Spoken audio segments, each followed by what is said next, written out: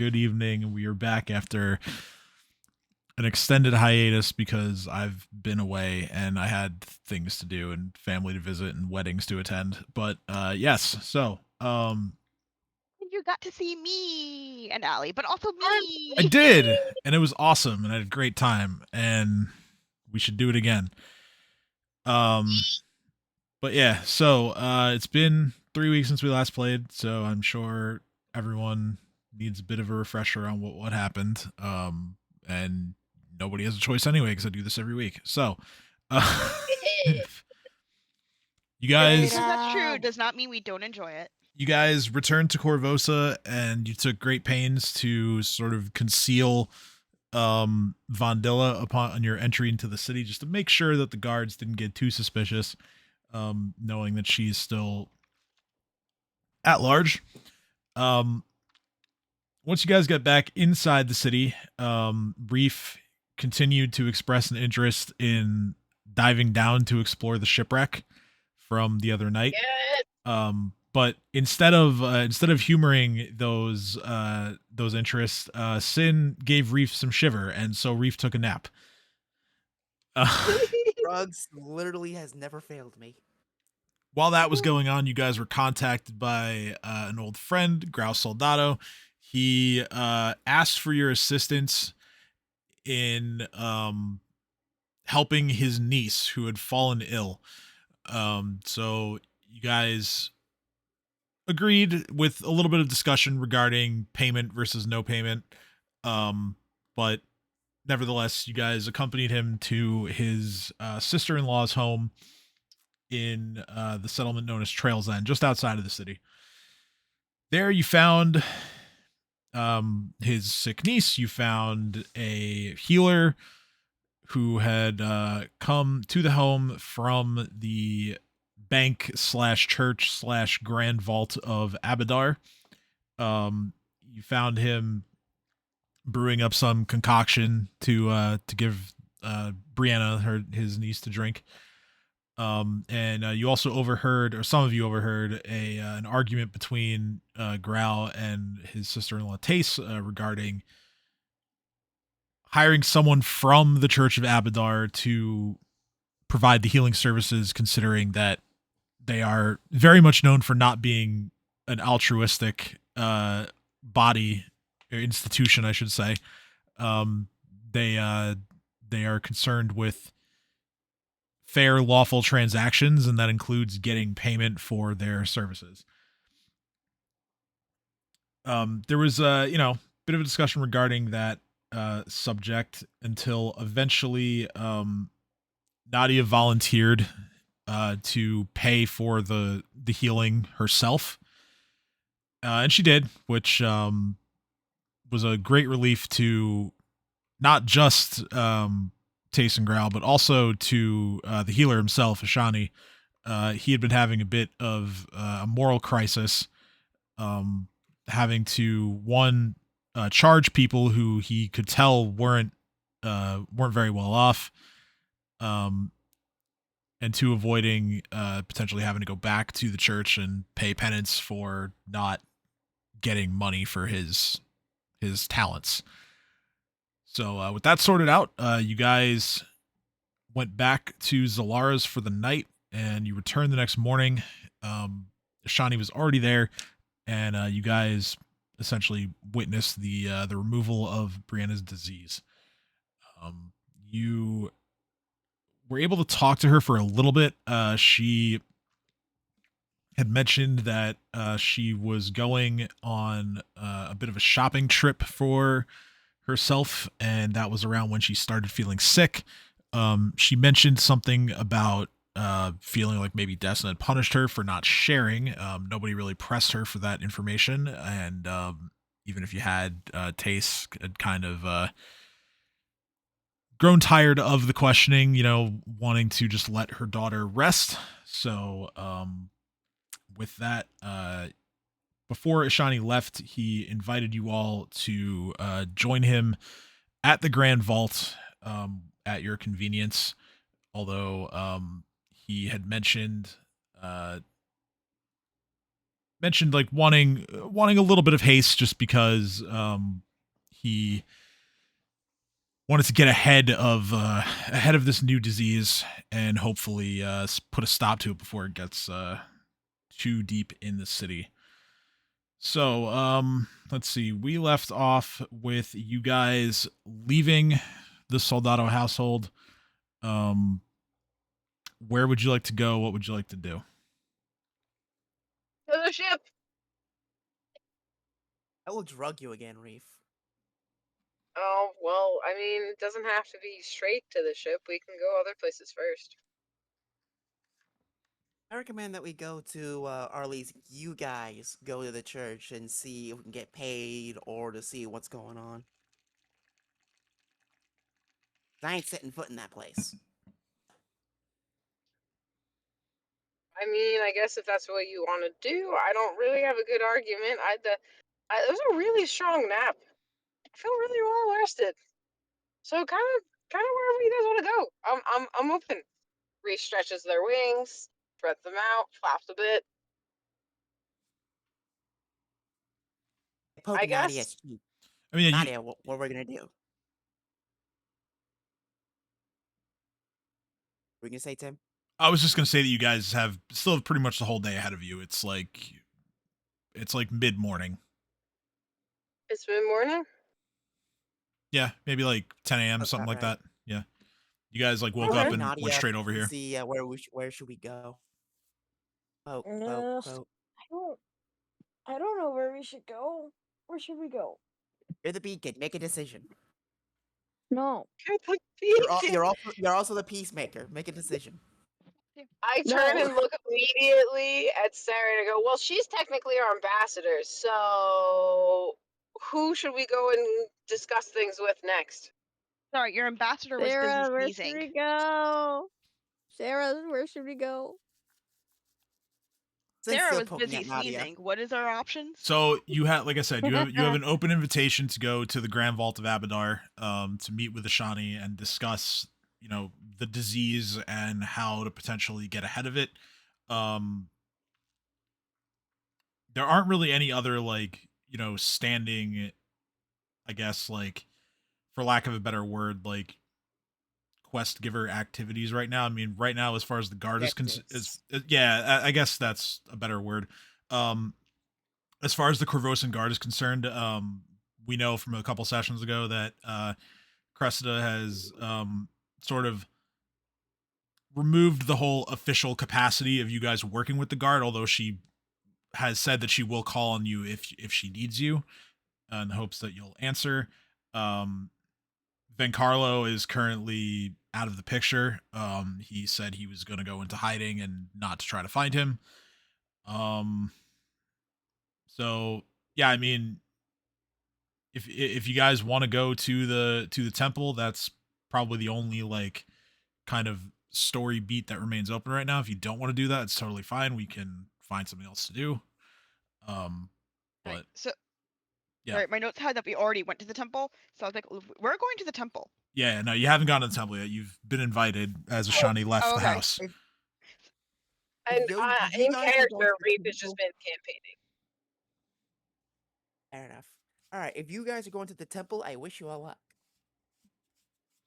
Where are Sarah you grabs going? Reef and says, where do you think you're going? And just like drags him. I grabbed Anywhere Sin but along with anywhere it. but the temple. Ow, no! Put me down! You're coming with me! I'm getting dragged sorry out! I am a devil, god damn it! Me and churches don't get along. Well, guess what? You're coming with me to mine. Garen will like you. That's funny because there's Ow. a Church of Asmodeus in the city too. I'm so glad. Um, Come on, Sin. Come and stay. You have Ever. no excuse. You have no excuse. There's an Asmodeus I friend have here. all the excuses. all right. I tag along with. I join in on the pulling of keeping him in here. Okay, so Sin, you're actually This is so racist. so Sin, you're actually resisting. Yes. Okay, so what we're gonna do is we're going to the three of you who are meaning to drag Sin along with you are all gonna roll combat maneuver checks. Roll for me. Yep, I'm gonna roll for Reef. I just want you all to envision Reef has just pretty much enveloped himself around Sin. Is just wrapped in bear-hugged arms and legs and just being dragged by Sarah. Yeah, this is Unfortunately, you didn't roll high enough. Well- so, fuck you. well, you know, Well, that's what I did. You there's- could get me out of it. there's 3 of them, so this is going to be influenced by aid another as long as the other 2 roll high enough to aid him. Oh no. So Everyone roll below a 10. Nadia, Sarah, go ahead. No. Dice gods, I beg of you. I'm sorry. No, My no, computer's no, called no. what? CMB check, please. TMB? CMB, yes. CMP. Oh, Do CMB. it, Okay, do hold on. it. Let me. Let me My recover from computer her says knife. it's slow. Okay, that's not high enough to aid. God damn it. Nadia. Don't you dare. Roll your CMB. Do I need to roll for you or Yeah, can you? sure? Roll that Sorry. one. Sure. Please. What is your bonus anyway? Okay, you only have to roll a 6. Let's see. Damn it. She rolled a 10 exactly, so that. Oh, you weren't. Well, it doesn't matter. Nadia's That one, I get out. no. Nadia's 10 is a successful aid, so Reef's 17 becomes a 19, and Sin is grabbed, and It was in the back. Yeah. I just see Sarah. Yeah. one more time. And I'm wrapped around Sin like All right, I understood none of that, but Same. it's okay. I heard Sarah, and then there was lots of Robot noises. robot. Yeah. I've roboted, I'm aware. Okay. Well, you sounded good right there.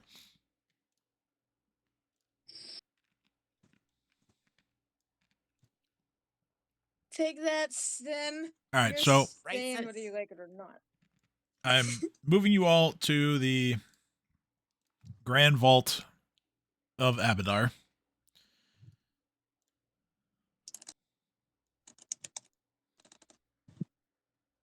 And let me see if there is music for this. There is.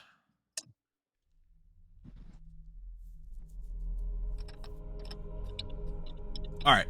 So, as you approach the temple, you notice that there is a crowd forming in front of the main entrance, and you can see just past the slightly ajar doors that there are a few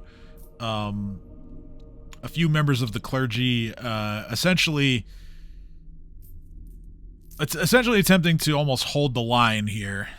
The crowd isn't necessarily violent, but they are agitated, and they are wanting to get inside. But yeah, towering over the surrounding buildings, the Grand Vault of Abadar offers a radiant vision of divine luxuriance amid a sea of mortal troubles. As its gray-veined white marble reflects the midday sun, there's little question that this place is the house of a god. Yet for a deity of law, the steep stairs and ramps leading up to the temple's great bronze doors offer a strangely discordant scene, as I've just described. Dozens of citizens, mostly of the working class, although the silks of a few merchants show through the crowd, sort of clog the entry, scarcely being held back by a group of gold-armored Abadaran clerics. Excuse me. All seem intent on gaining entry to the temple, but the clerics turn away nearly all comers. The cleric's reasoning becomes clear as one desperate believer is turned away, his pitiful countenance mottled with violent red sores.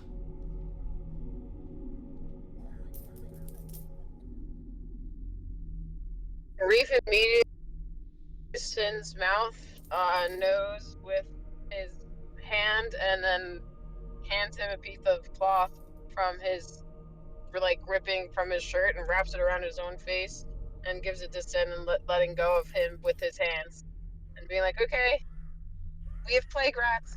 Everyone, there's plague rats. This was not a false alert. Okay. So, in order to get to the door, I'm going to need everyone to roll a strength check.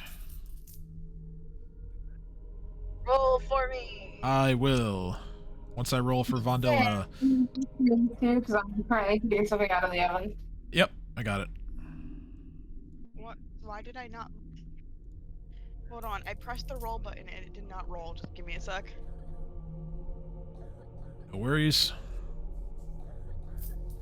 Roll, damn you. There we go. Okay.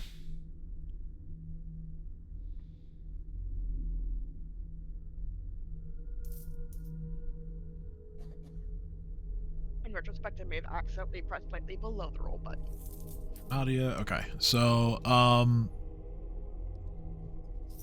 among the group of you, it is Theo and Vondilla that managed to sort of fight their way through the crowd a bit better than the others. The rest of you kind of get lost in the shuffle.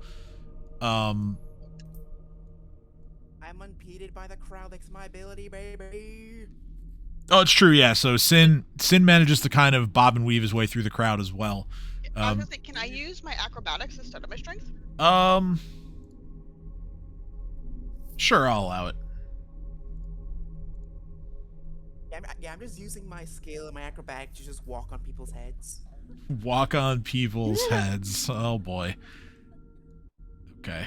Reef is just gonna I like. think more of Sarah might be flexible enough to kind of just like, instead of pushing people away, just like Okay, yeah. So Squeeze through the cracks So- and go through the Out flow. of my way, peasants! So yeah, 15. Sarah, you kind of realize that sort of the brute force approach is not going to work, and you also kind of like come to the epiphany of like, if I can just leap over these people, I don't have to worry about like touching them or like exposing myself to whatever they have. So you kind of take a step back and you leap and do a cool little flip over the crowd and you land in front of the door. that is not what I imagined, but okay. What did you imagine? Can Reef use his scary though? Oh, what I was picturing was essentially using acrobatics not to do an actual acrobatic thing, but to symbolize like dexterity. Oh, okay, yeah. rather than Okay. strength. So kind of just like, instead of pushing people aside, finding openings and just kind of like All right, yeah. So here, maneuvering in between them. I'll Does that make sense? I'll reflavor that. You watch Sin pretty expertly navigate his way through the crowd, and you sort of just follow his lead. You kind of watch as he chooses his steps carefully, and you sort of mimic that yourself, and you manage to make your way to the door without getting accosted by any of these people. In retrospect, a dexterity check probably would have been better. Or to represent what I was trying to go Acrobatics, for. Yeah, I mean, acrobatics is used to like move through occupied spaces, so I think it works. Yeah. Can Reef use his scary dog privilege considering he's effectively almost a 7-foot tall dragon? Just fly. Yeah, Reef could also just fly over the crowd. I kind of forgot about Yeah, that. that's what I'm saying. Yeah, Like, so Reef's gonna start walking, and once it gets too dense, he's just gonna go fuck this, flap, flap, looking down at everyone, going, nope. Wouldn't it technically be an intimidation check? Can I jump onto Reef? Yeah, that's what I was thinking. I was like, clear the way, and then once it gets too dense, if I'm not intimidating enough, just take up into the air. all right, well, if Reef is carrying you, then I'm gonna need a fly check, which I will roll. Who am I carrying? Nadia is trying to hitch a ride. Oh yeah, that's fair. I'll give the beacon of light a ride. Good enough. Good enough. All right, so y'all make it to the door. You're lucky, Reef. Nadia do be heavy. Not Scary dog privilege. So as you all make it to the door, you kind of fight your way through the crowd. This guard right here in front of the opening of the door, is going to very sternly say to you all, "Stop. State your purpose." We were invited. By Who invited us? Captain of the guard. It's not in my notes, and I feel like a dumbass. My Out the notes, door. my notes are worthless. No, I'm going with legit. the god name. DM help. Who invited us? We did receive an invitation. I'm not crazy, right? I didn't make this up. No, you didn't make it up. No. This man, So, hopefully in his name character, is on the Sarah's just screen like, God damn it. as this What's thing his name loads. again? Fuck, what was his name? Shawnee. That dude. Right? That was right? Yep. In character, I'm saying that. Yep. I may have tried to open Roll20 on my phone at a stoplight, and I might have disconnected Discord. So Oh no. I went to look at my notes. I was like, I have this answer. Wait. So upon hearing Ashani's name, the guard is going to, like, ever so slightly crack the door open a little bit more. And he's just going to say to you all, inside quickly. Good luck, guys. Sarah coming with grabs us. Reef by the collar and just runs inside. No, you're grabbing Sin. You're grabbing Sin, not me. Oh wait, so Grab Reef. Sorry, Sarah grabs Sin. Reef by the collar. Oh my god, did it get Sarah grabs Sin by Ah. the collar. Okay. God damn it. Uh-huh. So Reef get is my pretty much ta- I will standing get- guard. You can add it to the tax I owe you, Sin. You owe me so much. It's not even funny. By the way, I'm not being in the front. Fuck you guys. So pretty much, Reef is in the back until everyone gets in the door. Pretty much just doing the scary dog thing of, yeah, don't even fucking think trying to rush the temple. I will literally end you, and then closing the door behind me, and then going in front of Sin so no one sees the devil. I'm cronking it like how Kronk was against the wall in Emperor's New Groove. Sin is behind me. Just Off to the left, Vondilla spots Shani, and he is going to sort of wave you to follow him, as he is standing next to the doorway of sort of a larger space. He kind of just leads you in.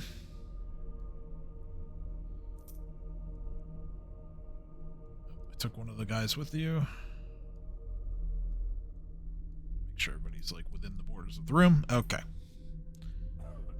So he gets you all inside, and I'm gonna play some voice lines here. So I'm gonna kill the music for a moment just so everybody can hear it. And here we go. Thank you for your aid. I assume you already suspect my reasons for calling, having seen the crowd outside. The poor lot. You recognize the symptoms too, I'm sure. I had hoped that the Soldado case was isolated, but apparently we have a bigger problem on our hands than I'd feared. I'm concerned for the city, but also for my brethren here. The morning after my first visit to the Soldado home, I came to the temple to hear that 3 of my brothers awoke with similar symptoms, although they had already been healed. I spoke to each, and aside from their usual duties in the temple, none have had any dealings with any who were ill. Later in the day, more of my fellow priests, acolytes, guards, vault keepers, all developed symptoms, and folk from throughout the city began arriving in search of healing. It's been more than a little bit frightening. They're calling the sickness blood veil, an apt enough name, I suppose. Most of the patients we're treating have come from North Point and Old Corvosa. The disease seems to have spread fastest throughout the lower classes. Although we here at the temple can heal some of the ill, I dread the transmission of the disease will soon outpace our resources. We need to organize. We need to call upon the faiths of Sarenrae, Pharasma, and even Asmodeus to face this attack. The only way to stem the growing infection is to involve the entire city.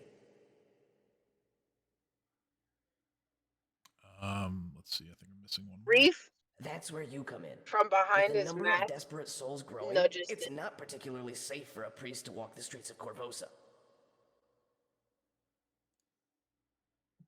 Archbanker Tuttle and several of his assistants are out pursuing alliances with these other faiths, but even that won't be enough.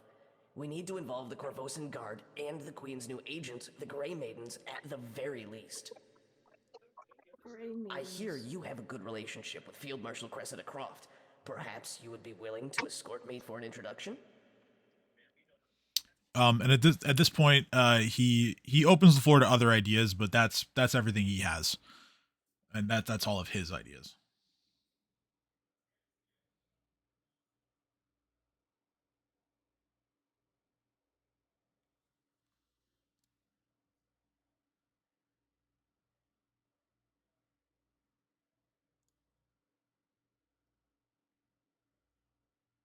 And we're all like, oh my, Sarah's just, what the fuck just happened?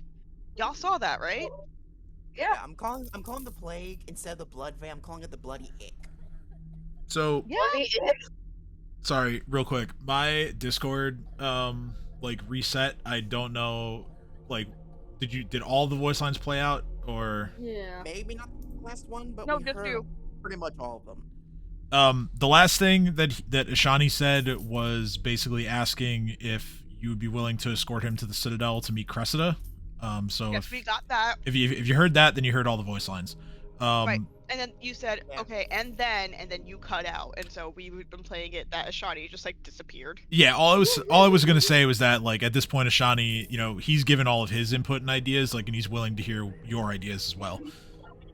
I got your Remember I back. Where told did you come from? Johnny, that I told you it was gonna be a plague, and turns out it is a plague. And by the way, I'm calling it the bloody ick. Sounds funnier. Also, fuck the rest of you for making me come here. Makes me want to barf. Yeah, while this is happening, Sarah's kind of staring at Ashani. I'm like, you just blipped out, and then you blipped back in.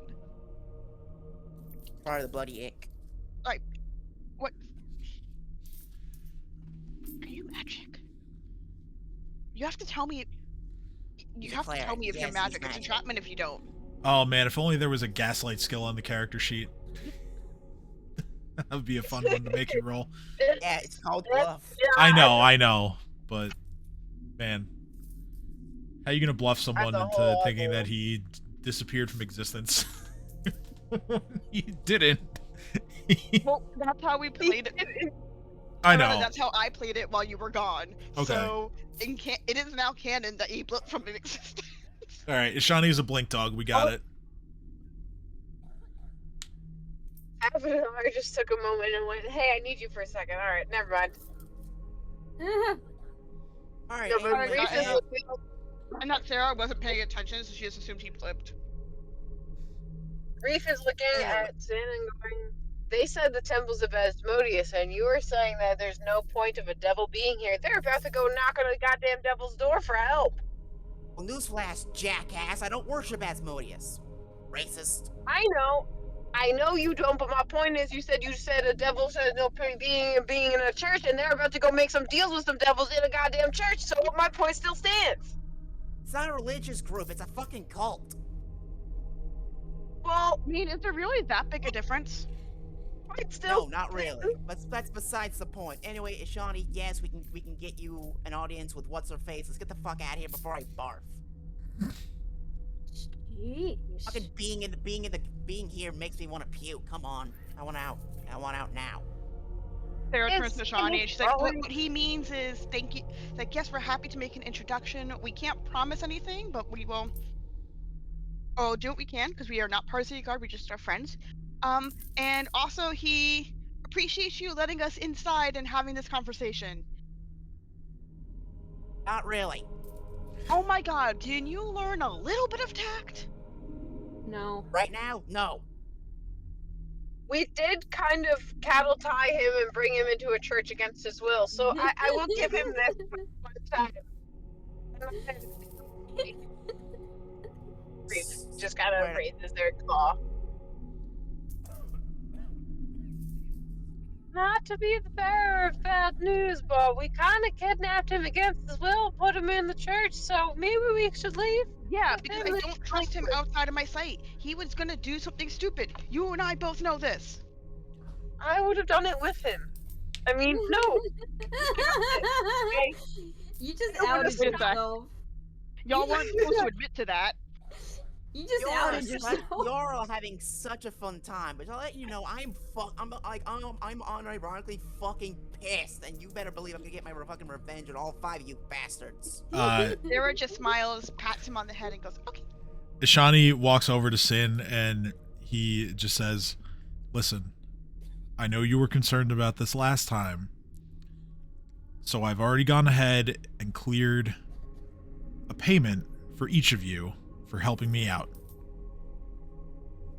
And he is going to leave the room for a couple minutes, and then he's going to come back.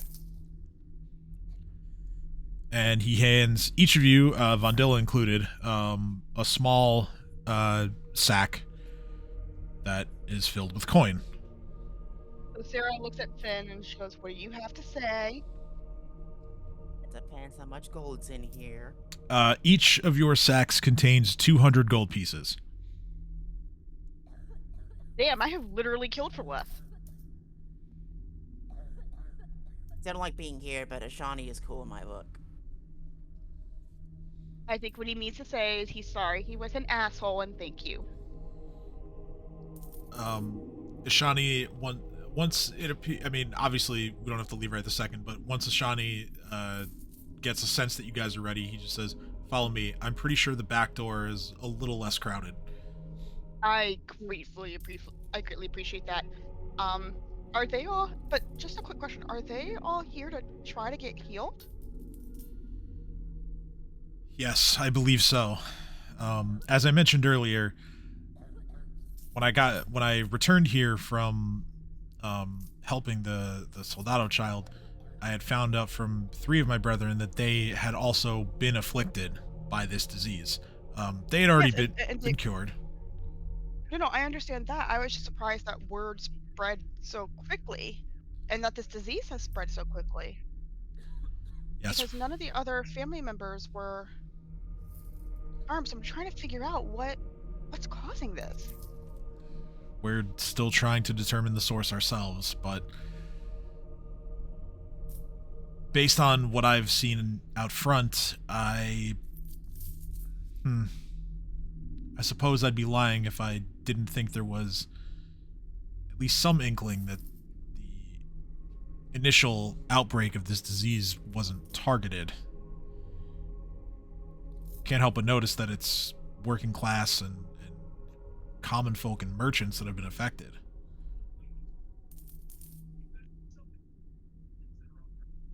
But why Usually affect the work? grossness and disease usually starts from uncleanliness and filth, so it makes sense that the poorer class would be affected first. I mean, that's what I was thinking. And also, if it's supposed to be targeted, what's the point of affecting the common people? Why not affect higher up? Maybe...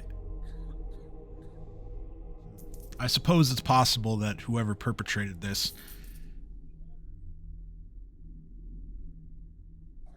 well, it's hard to say. The only thing I can think of is that perhaps someone felt that there's a group of desirables and sees them as a group to get rid of. I'm just as confused as you are. You would think that someone would want to affect those in power with the most to lose. Yeah. Also, the city is built on the backs of the working class. You can't get rid of a working class and still have functioning economy. Stares directly into the fourth wall. That's what a smart person would think, Sarah, but unfortunately, the rich doesn't see it that way. All they care about is their own profit, and if everyone else has to die, then so be it. That sick child might have something to do with it. Because her parents did mention something to do with Desna. So it might be more a natural or unnatural phenomenon rather than something natural. Also, Tim, and she did you say it was 200 gold each or 200 gold for all of us? 200 gold each. Okay. So if we're investigating, the docks might be the best place to look. I would have to agree. Ashani, there was that sorry, go ahead. I was just gonna say Ashani just sits in thought for a moment and he says, well, kind of just shrugs his shoulders and says, well, maybe Cressida will have some ideas. And go Sarah ahead. just kind of stares at him for a second. Like, just out of curiosity, you pretty much just paid us a hefty sum to introduce you to Cressida. May I ask why? Well, as he mentioned earlier, he believes that involving the Corvosan Guard, as well as perhaps the Grey Maidens, would be beneficial to tackling this disease. No, I heard that. I mean, Sarah's assuming Shawnee's answering with that. She's like, no. I heard that, I understood, but this seems like a lot for that reason. Roll sense motive.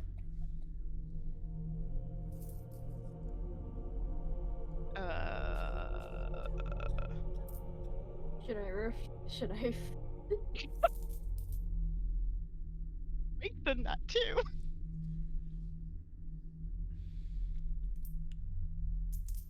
I mean, seems like he's telling you everything. God damn it, Beacon. Can you roll for You know me what- too? You know what to do. Sure. I was getting out of the car. I'm finally gonna be on soon. 21.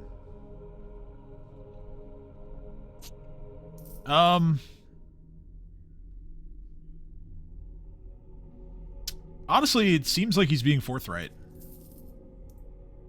You don't detect any ulterior motives. Alright, so then they just have a shiny hoard. That checks out, Reef says.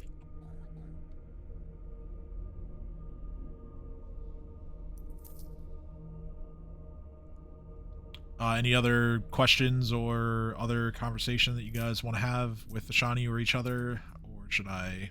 Sarah's gonna look at him side-eyed and be like, you sure you don't have a crush? Because it sounds like you have a little bit of a crush. She would know. Shut up. He looks at you and he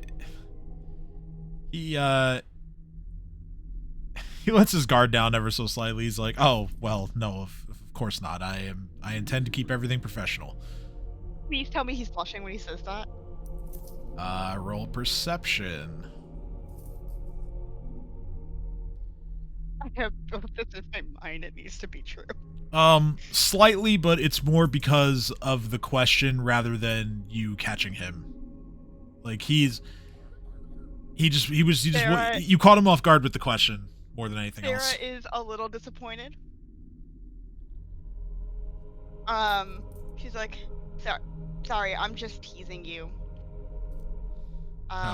Well, that's okay. One But- last thing. Jokes aside, we'll go talk to her and see if we can get you an introduction. All right then. Well, And are you, Sarah's, like, but like I said, this is a lot for that help. Are you sure this money can't better go towards something else?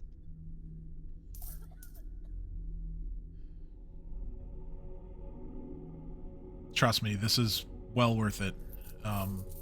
But yeah, well, I mean, why wait for her word? I'll just come along with you now. We'll expedite the process. Sarah's like, I don't have an issue with that. Sin, either. do you have a problem with that? There are several problems I have right now, but this 400 gold pieces make me feel better. Okay, great. 400? Yeah. Where did you... I gave him. You know what? I gave You him didn't steal my from the church, did share. you? I gave If I him would my have stolen for the church, I share. would have taken way more. Now, why would you do that? Okay, that's all I honestly? care about right now. I don't... You know what? I don't have the headspace for this. Let's just... Let's go I out ga- that I door ga- and get out of here. Just... I gave I him will my deal with you share. later. It's like, I gave him my share. It's okay. I gave him my share. Sarah is just like, you know what? I will deal with this later. Let's just get out of here. Shawnee, just lead the way. I don't need the gold anyway. Certainly. Just lead the way. He leads you like out the back and around the side of the building. Along the way, he makes mention of a couple of things, a couple of developments since he last, or rather, like in the time, essentially in the time that he's been at the temple since he last saw you. He had heard some additional details, including that first cases of this illness, other than Brianna, from outside the temple. There was a barkeeper and his wife from a tavern in North Point called Three Rings. They, fortunately for them, had the available funds to pay to be cured magically, and then they were then sent on their way. Within the next hour, there were 3 more sick people that arrived at the Grand Vault. Those people, he doesn't mention whether they were cured or not. He just says that in the time after those 3 people arrived, that's essentially when it grew to the big crowd that you saw outside of the front door. He also expresses some fears that what you see today on the steps of the temple is only a precursor to what lies ahead. With all the cases, were they somewhere close to the docks?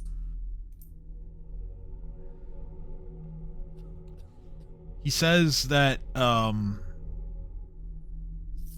let me grab a look at the map of the city real fast, just so I know what I'm looking at. Let's see, North Point. Okay, so he says, well, yes, the barkeeper and his wife from 3 Rings. That tavern is located relatively close to the river. I suppose maybe one of them may have gone down by the docks in their travels, but they didn't mention anything about where they've been. They simply were too panicked and wanting to be cured to give me much information beyond that. Mark my words. The plague came from the ship that crashed. It had like a certain flag to let you know that that the ship was quarantined or there was something wrong. Mark my words. It came from the ship, crashed on the dock, and it probably spreading through the water. Right. Point of clarification. He said that his brothers also got sick. I'm assuming that those are the other monks or whatever that work the temple. Yeah, other clergymen. Okay. Not as literal brothers. No, I understood. I just wanted to make sure that, because some people would also refer to that as, or some religions also refer to their brothers and sisters as their followers. Oh, okay. That's why I was asking for clarification. Yeah, Okay. no worries. So Sarah's like, all right. But didn't you say that some of your fellow brothers also got sick? Was this after the tavern, or did something else happen? This was before the tavern situation happened. I had just the tavern owners, I meant. Yeah, he found out about his fellow clergymen before those people arrived. He had gotten back and said that was when he had heard that 3 of them had the disease but were already cured by the time he returned. Did they go to the docks or the river?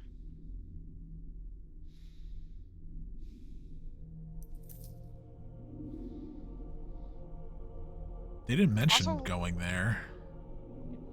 Oh, I'm back. Hello.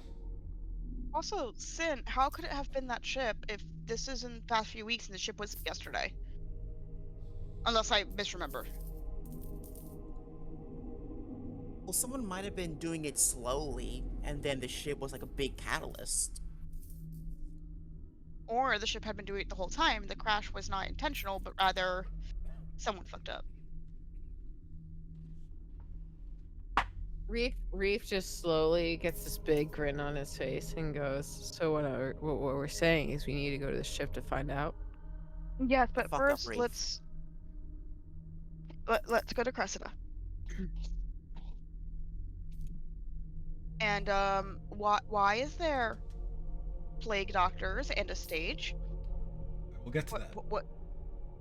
So Sarah sees this like whole little stage set up with Cressida and a bunch of plague doctors, guards, and a dude. And she's like, "What the fuck is going on?" So here's what's going on. So here's what's going on.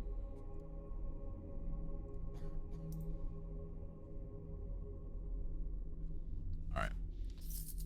So as you enter the Citadel, the echoes of forcefully spoken but unintelligible words are resounding off of the imposing granite and iron walls of Citadel Volshinek's outer curtain.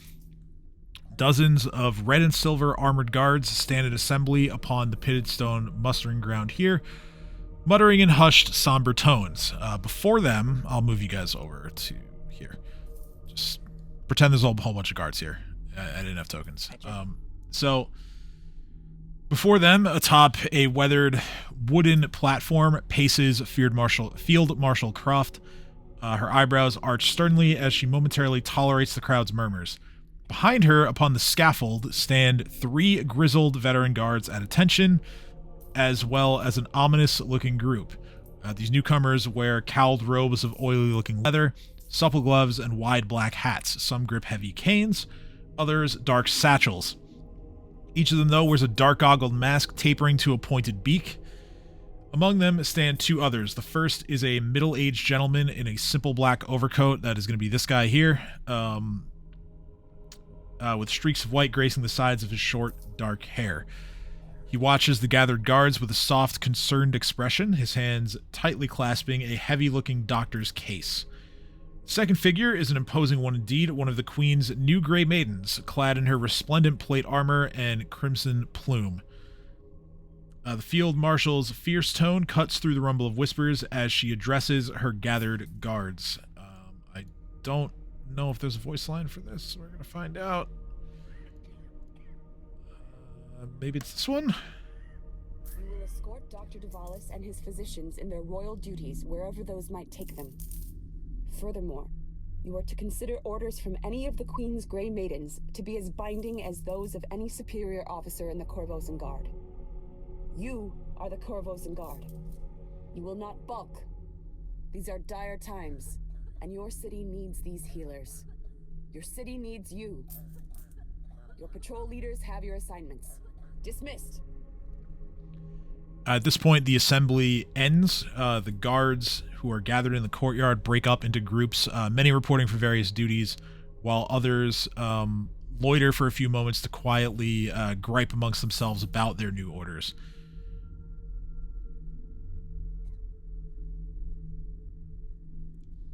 See if there's any other details I need to give you before we open things up here.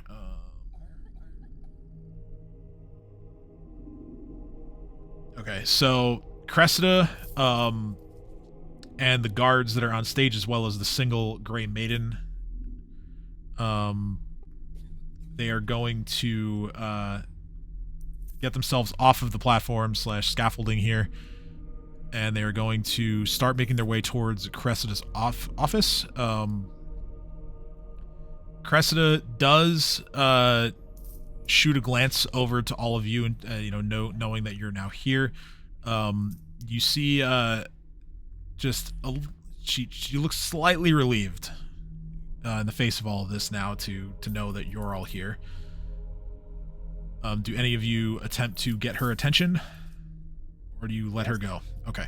No, Reef is like, whoa. Reef is dumb in his curiosity and is immediately waving her down, being like, "What the fuck is happening?" Cressida turns to Doctor, the main doctor here in the middle, and then looks over at the attendant guards as well as the Grey Maiden, and she just says, "Lead them to my office. I'll be right there." And at once they are escorted inside the Citadel.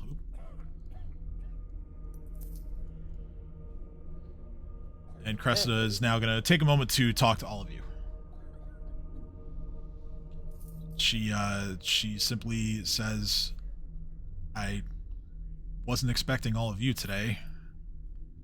I'll be honest with you, we weren't expecting to be here. Also, what was that all about? Why the big scary demonstration? Like, I heard it, but why? I can explain all of that inside. Oh, okay. You doing all right there, Cap? She just says, it's just a lot at once. And she looks past all of you now, and she spots Shani and says, "You there? We will talk about it inside." You're a new face. Yes, we will talk about it inside. Fair enough. Bring him in. So you guys all proceed into Cressida's office. Once you arrive inside, the attending soldiers leave. So you just have the good doctor and his 3 sort of plague doctor friends inside with him.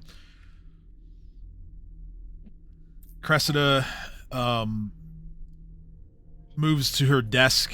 She sits in her chair and she just lets out a heavy sigh, and she points towards the man who stands before you, and she says, This is Dr. Davalis. He is the head of, well, the others that you see behind him. She turns to Dr. Davalis and says, what shall I refer to your group as? And he just says, you may simply call us the Queen's Physicians. He then turns to the rest of you and he says, it's a pleasure to meet all of you. It is, and I assume you're a medical doctor? You got a degree you can show me? He says, but of course, I've been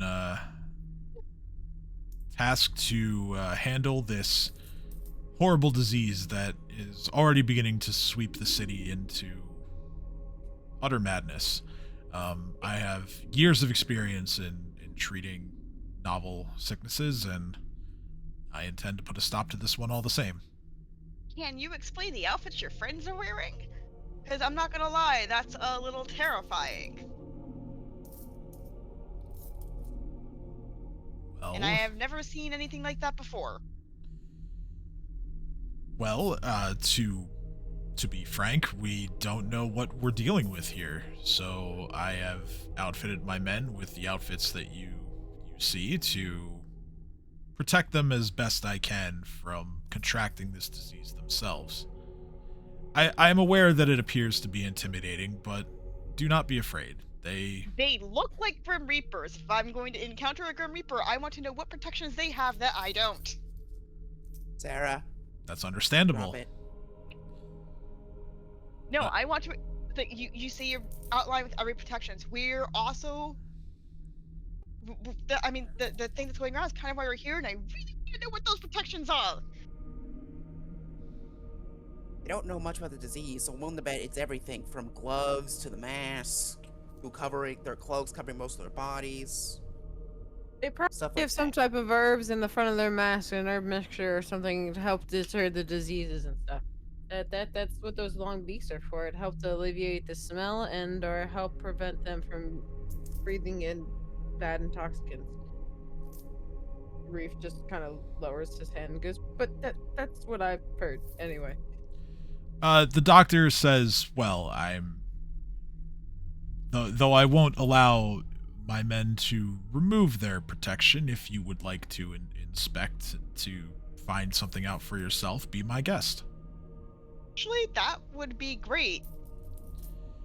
Okay, so go ahead and walk up to one of them, and you have detect magic, right? Yeah, so Sarah's just gonna walk up and she's gonna say, like, hey, I really don't mean any disservice. I practically grew up in an apothecary and I'm just not familiar with this, so I'm really curious. Like, she's gonna be honest with them about what's going on. Like, look, I'm not trying to be a dick. I've never seen this before. It does look very intimidating. I'm curious as to what protections are in here. Okay. Whichever one that you approach, you hear. I do not have detect magic. I thought I did. Okay, well, if I do. somebody does, I'm pretty sure Reef does. I do. Okay, so yeah, Nadia has it as well. One of you. Everyone cast that at the same Reef time. Reef grabs this one guy's head and just starts tilting it and changing it and looking at it in different directions and looking at the mask and like looking up into like the airway spots. Just be like, Okay. I got told I could do this. So you hear a sort of muffled voice from behind the mask that seems to be objecting to how touchy-feely you're getting. But guys, look, like I said, I'm trying to. Look. If you're not comfortable, I promise we're not sick. And But I understand if you're not comfortable. Before anything can escalate to a point of sort of contention here, Dr. Davalis turns around and just says, now, it's all right. They mean you no harm. And Sarah again reiterates, like, I'm sorry, I'm not practicing, but I almost inherited an apothecary. It's complicated, so I gross. practically grew up in that environment, and I'm just really, really curious. I never added the spell description, so I'll hit Nadia's, that way we know what it does. Yeah, okay. Thank you. No, it's my fault, sorry. I'll make sure to add those later tonight. Yeah. Right. Sarah tries to emphasize that she's really not trying to be disrespectful. She's just incredibly curious, based on like previous knowledge, and she's also kind of holding back Reef a little bit because she sees Reef going shiny. Yeah, Reef's just grabbing this guy's head, tilting it all around, like looking at it. Like literally, I've lifted this man up and I'm looking at the underside of the mask. I pop him back down. So Sarah is saying this as she's trying to get Reef to put him down and step away. I'm only doing it long enough for the however long I'm using detect magic for. So, but I'm doing it under intense scrutiny. So Reef doesn't realize I don't actually have to be intensely staring at stuff to actually use detect magic. He just thinks that's something he has to do. This is new to him. Mm-hmm. So, yeah. Okay. Yep, we got. All right. So detect magic is on there now. Cool. So you detect two magical auras. The most potent of the two is going to be coming from the mask. Go ahead and roll spellcraft. Okay. That one I do have. I know nothing. I know everything. Okay, 22 is high enough. So Reef, you actually managed to identify what they are wearing. This is the aptly named Plaguebringer's mask.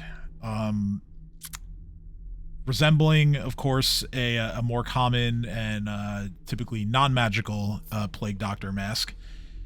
A Plaguebringer's mask grants a +2 resistance bonus on saving throws against nauseating scents, as well as immunity to one specific disease, which must be chosen at the time of the mask creation. Conveniently enough, these particular masks provide immunity to Bloodveil. One other detail about this mask that you find interesting is that the mask conceals the wearer's alignment. So any sort of alignment detecting effects will read neutral.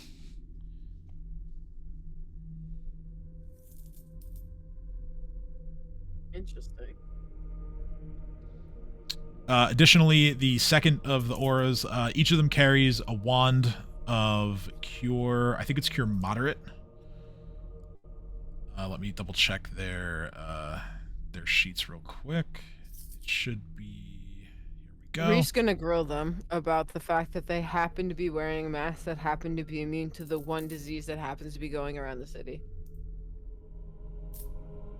I now have the scruff of the guy's jacket in my hand, and I'm looking at Cressida and the head of the doctors and pointing at him, being like, see, this to me seems shady. This to me seems like you are the cause of the plague, and not the helpers of it. You just so happen to have a mask that has immunity to one disease, and one disease only. And you so happen to choose the one that's rampant through the city. Sarah just looks at him and goes, actually, no, that makes total sense to me.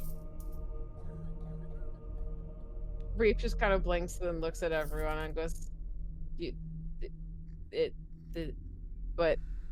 if they're specifically going around to try to figure out what's going on with this, it makes sense that they would have immunity to the disease that's currently plaguing everyone, so that they can help and study it without interference. But it didn't come into the city until they did, and they just so happened to know what the disease was before everyone else. When did you guys get here?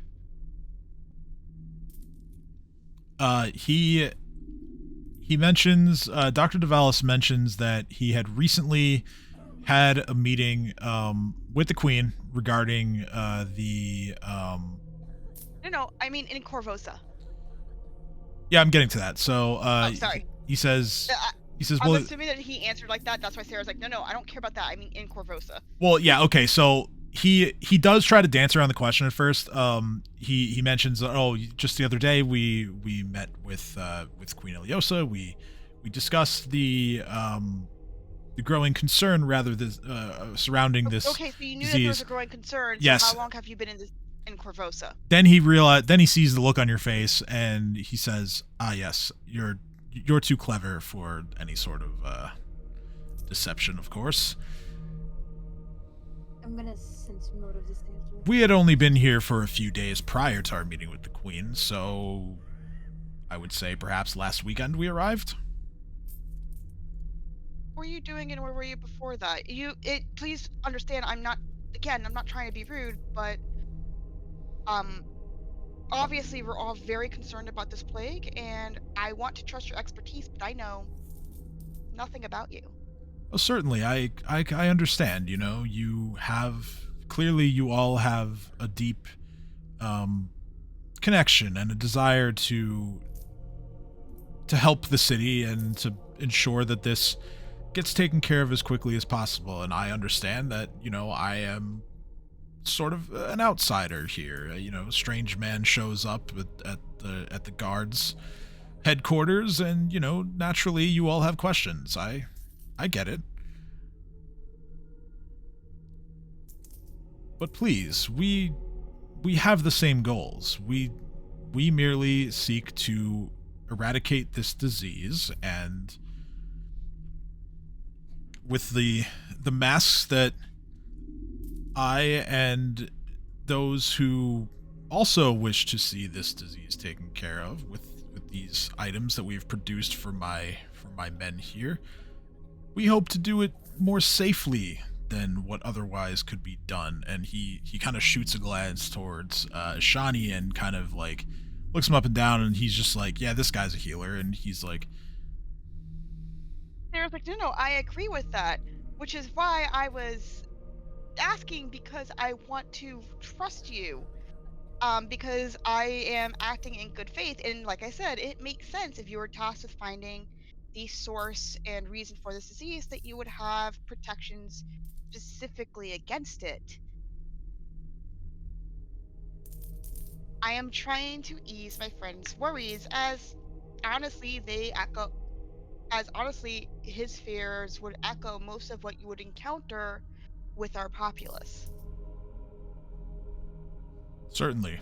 Well, I can tell you that although I still need to iron out the details of our plan of action with the field marshal here, hopefully, and he's going to reach into his bag and pull a rolled up piece of parchment from it, and I'm going to now reveal a handout to you, and he's simply going to hand it over to you, Sarah, since you're leading this line of questioning, and he's going to say, hopefully this will ease your concerns.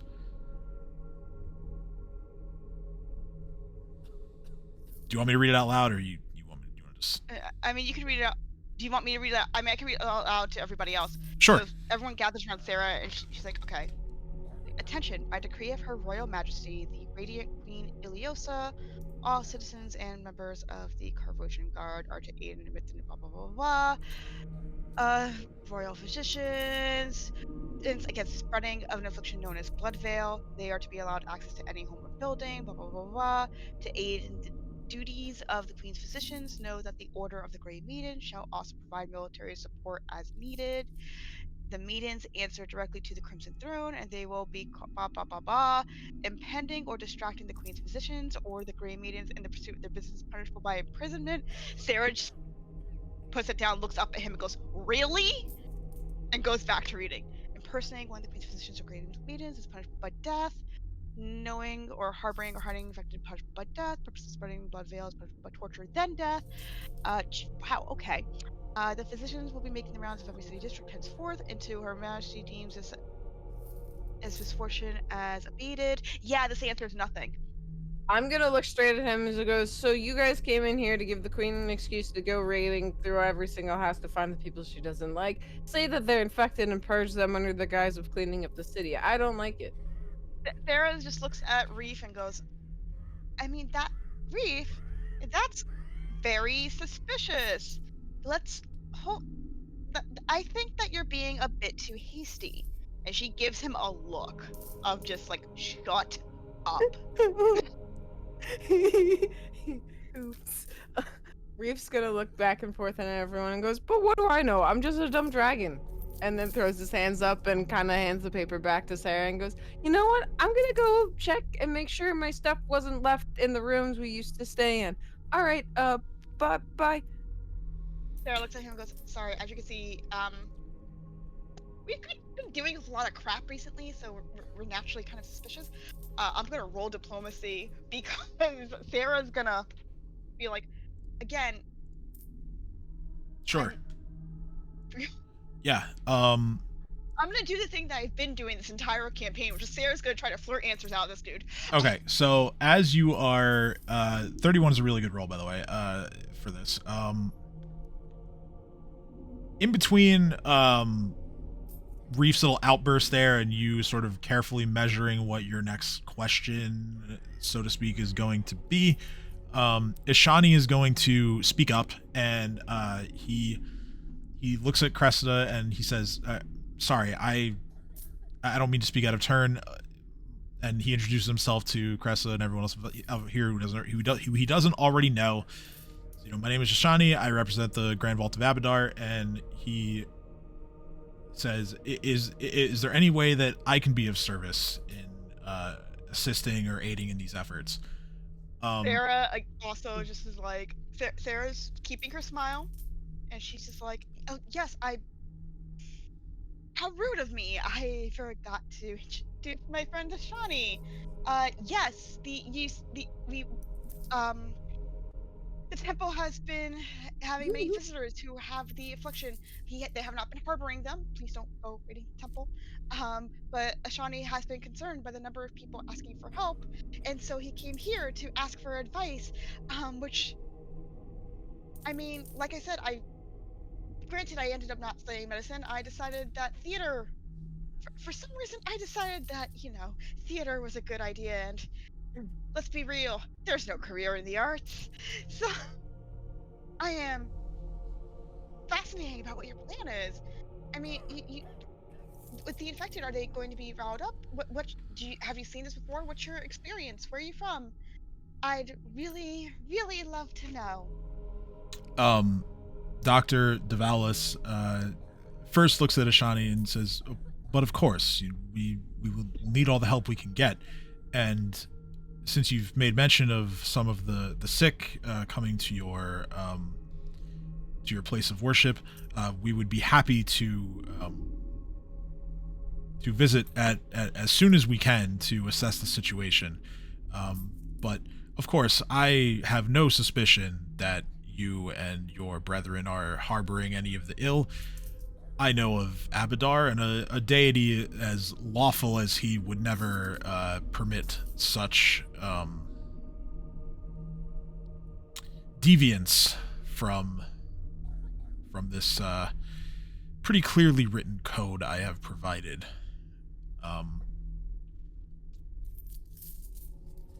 Sarah kind of grits her teeth and says, yes, it is very clearly written.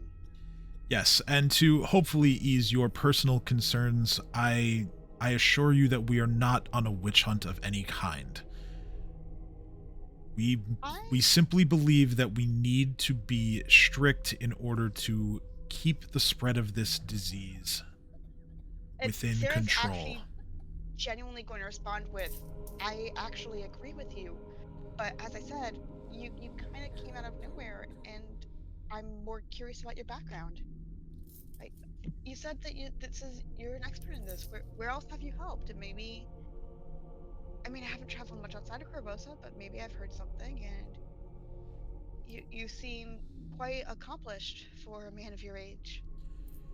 Well, to provide some amount of background on myself,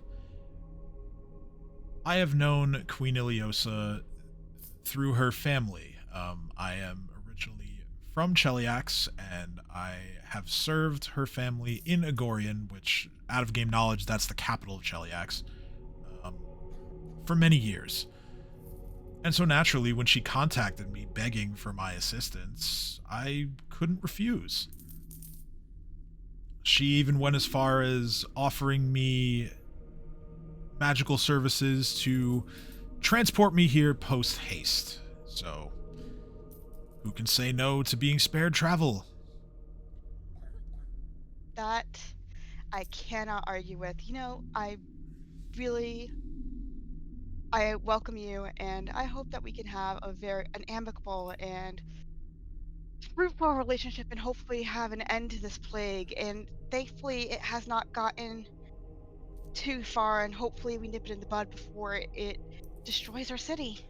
Certainly, and I can tell you that since arriving here, I have spared no expense in assembling the most talented healers in this city to combat the disease. I promise you, the populace of Corvosa is in good hands. I am thrilled to hear that. And I would be honored if once you discover more, we could maybe talk about it some more. It's been a pleasure meeting you, and Sarah is going to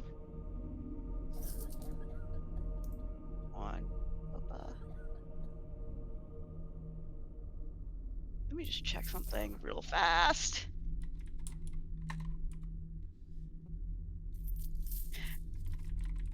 No, I have nothing helpful. All right. So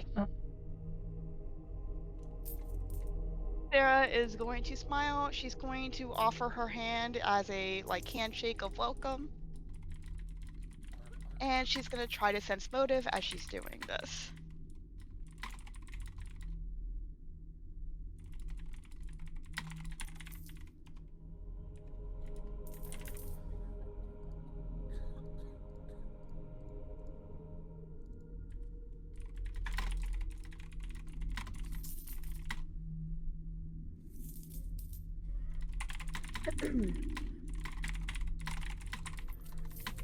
Sensing motive. Sorry, everyone. Yeah, sorry, I'm just answering some whispered questions. Okay, so Yeah, sorry. And also I do apologize if I kind of took over. No. This is all really good. Okay. You helped me because you let me figure something out in character that I needed to know before I could roleplay upon it. So thank you. Awesome, great. 15. I mean, he speaks with softer tones. He's trying his best to be very inviting when he explains things to people. Just one other thing related to his appearance. He looks like he's probably about in his mid-40s. Oh, I picked up on that. There's a reason why I said what I said. So he's carrying himself almost more like a concerned father than a doctor. Okay. One other thing he makes mention of, given that he can tell that you still don't really believe him, he simply says, "One more assurance that I can make for you is that the Queen is devoting her utmost attention to the needs of her people." Sarah, well, so I will say that after shaking his hand and getting that sense of being getting the vibe of he is legitimately concerned, this isn't some sort of plot, she's going to visibly be more vulnerable. She's going to open up a little bit visibly to show that she trusts him a little bit more. Does that make sense? Yeah, it makes sense. And I think a 15 is probably good enough for me to say that he does come off trustworthy. He does he kind of checks all the boxes for being who he says he is, but you could certainly be forgiven for still feeling uneasy about him, or Yeah, so Sarah's gonna distrusting of visibly him. Be less closed off Like, she's gonna shake her hand, she's gonna feel that, she's gonna kind of be like, you know what? Like I said, I just worry about, like, obviously, I'm nobody. What am I? I'm a bard. But I grew up here. I worry about the people here. I've helped. I'm not a healer. I've never really had the gift for it. But these are still my people, and I just worry about them. And I thank you for your efforts. Truly, I do. And she's being genuine right now, because she kind of like trusts him a little bit more. And please, if there's anything that we can do to help, let us know. Certainly. At this point, Cressida is going to speak up. She says, "Where did Reef? Could you come back in here, please?" Reef is just peering around the door frame and goes, "Yeah, well, they might have forgiven you, but I don't think Yaren wants me to forgive any of you yet. So you know what? I'm still gonna be suspicious, and I'm not gonna be okay with that. And my God wants me to be. So nah." But then Reef comes back in, stubbornly. She says, I hate to have to dismiss all of you in the middle of this spirited discussion, but Dr. DeValis and I suppose, Shani, if you'd like to stay, you can. We need to go over how we're going to attack this situation. But I'm not going to send you away empty-handed. There's like, oh no, of course. We've taken up way too much of your time. Seriously, but Dr. Duvall, thank you so much for answering my concerns. Really, I know that it can be disconcerting when you've come to help and you're just met with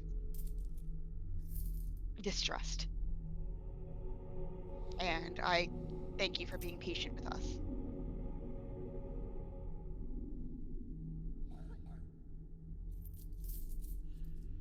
She just says, thank you for your understanding and, of course, continued service to our great city. There is something that I would like for you to check out, if you don't mind. Again, you don't have to. You're not beholden to me or the guard anymore, but there's like, hold on, I'll ask a question for Reef. Are we getting paid? Reef? I'll ask a question for Sin. Are we getting paid? Oh, wait. We both... Reef or Sin? Make up your damn sorry. I'll tell you what. You can... We both want to get paid. You can keep whatever you find from where I'm going to send you if you choose to go there. Sarah just looks at Sin and Reef and goes, that good? I was gonna do that anyway, but fuck it, why not? As you know, I'm sure, the Night Watch had to deal with a boat that didn't announce its intentions when it came into the city. Sarah's like, oh god. Sarah, as soon as she hears this, just kind of face palms and goes, god damn.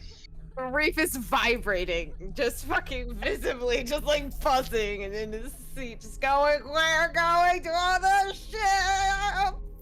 She just says, I don't know what was on the boat, and I don't believe that I can currently dedicate any of the acting and serving members of the guard into investigating it, but I really would just like to rule it out as the source of the plague. Sarah just looks at her and goes, lucky for you, as case you can't tell, Reef has been dying to check this out, so we were gonna do that anyway. Could live it before, yeah, bitch, you better not want to go. I mean, I'm so sorry. Hello, Ambassador, and everyone. We're going to the boat! Theo, we're going to the boat! But I get seasick. Well, the boat has crashed, so it's fine. Oh.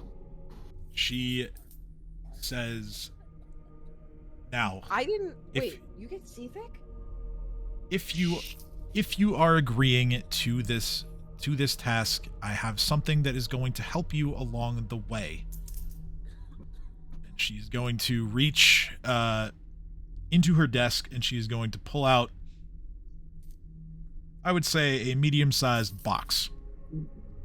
Like, something can She kind of counts and sees 6 of you who she assumes are going to take on this task, and make sure that there are enough of this item in there, and she kind of counts up to 12. And she sets before you a box full of what appear to be potions. She says, water? She Are says, you getting water breathing potions? yes, that's exactly what this is. She says, from what I've been That was in told, character. this shipwreck is at the bottom of the river, which is going to be in the neighborhood of, I don't know, 80 feet below the surface of the water. You're going to need to be able to breathe.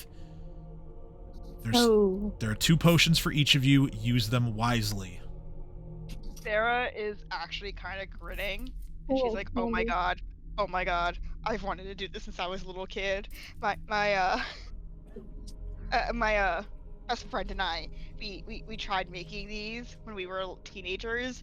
It did not end well, and his mom got really mad, and also had to kind of save us from drowning. But Sarah's kind of geeking out a little bit. Looking at Theo and pondering whether, and talking to him and looking at him and going, are you gonna get do you get seasick swimming, or is it just on top of the water? I didn't ever really go on boats. I don't know if I get seasick. Boats, I kind of just always flew above the deck. I never really stayed on a, oh dear. Well, I guess we'll swim. And we'll find out if seasickness translates to under the water. We're going to the ship. We're going to the pirate ship. You missed us going to the pirate ship. Reef's getting what he wanted for the last 3 sessions. Doot. So Now I get what that you... was it. That was in out of character. character. Now I see what you meant in the group chat. to be clear, one of these water-breathing potions is going to last for several hours, so unless something goes completely sideways, you should only need one of them. The extra is, again, just in case that happens. Sarah's like, okay. Cressida provides you all with what she believes is the exact location of the ship getting destroyed, so she says that the wreck shouldn't be far from that, other than going straight down, it shouldn't be far off to one side or the other. She asks the group of you, do any of you have proper light sources? I think I have. I can see in the dark. Yeah, I can see in the dark too, I think. I think I can see in A dim light, I can see. dim light. I can just straight up see in the dark. Well, good for you. Okay, I can kind of so- just echolocate my way. It's fine. That'll probably be good enough. Okay, so she says, all right, great. Now that you all have that figured out, we now must begin the long process of figuring out how we're gonna deal with this disease. Yep. Y'all have fun with that. Bye. Sarah is like so excited. All right, Shawnee Alright, so I'd stays. like to stay behind to say something real quick. Okay. Here's it up. May I say something before I go? So as they're leaving, Sarah doesn't even notice his saying that. She goes, I get to breathe underwater. Cressida I just get to breathe underwater. Okay, I'm done. Cressida says, but of course, Sin, what's on your mind? Alright, we got our own sources and our own bits of information, and I need you to hear me well. If Provos is to survive, this is not a small outbreak, this is not a small virus, or this is a full-blown plague in the working. So we're gonna need a lot more than this. We're gonna need quite literally everyone on deck, every church that's available to help, and that includes the Asmodeus Church, I'm afraid. Ishani is going to step in, and he says, I'm afraid to inform you, Field Marshal, that he's correct.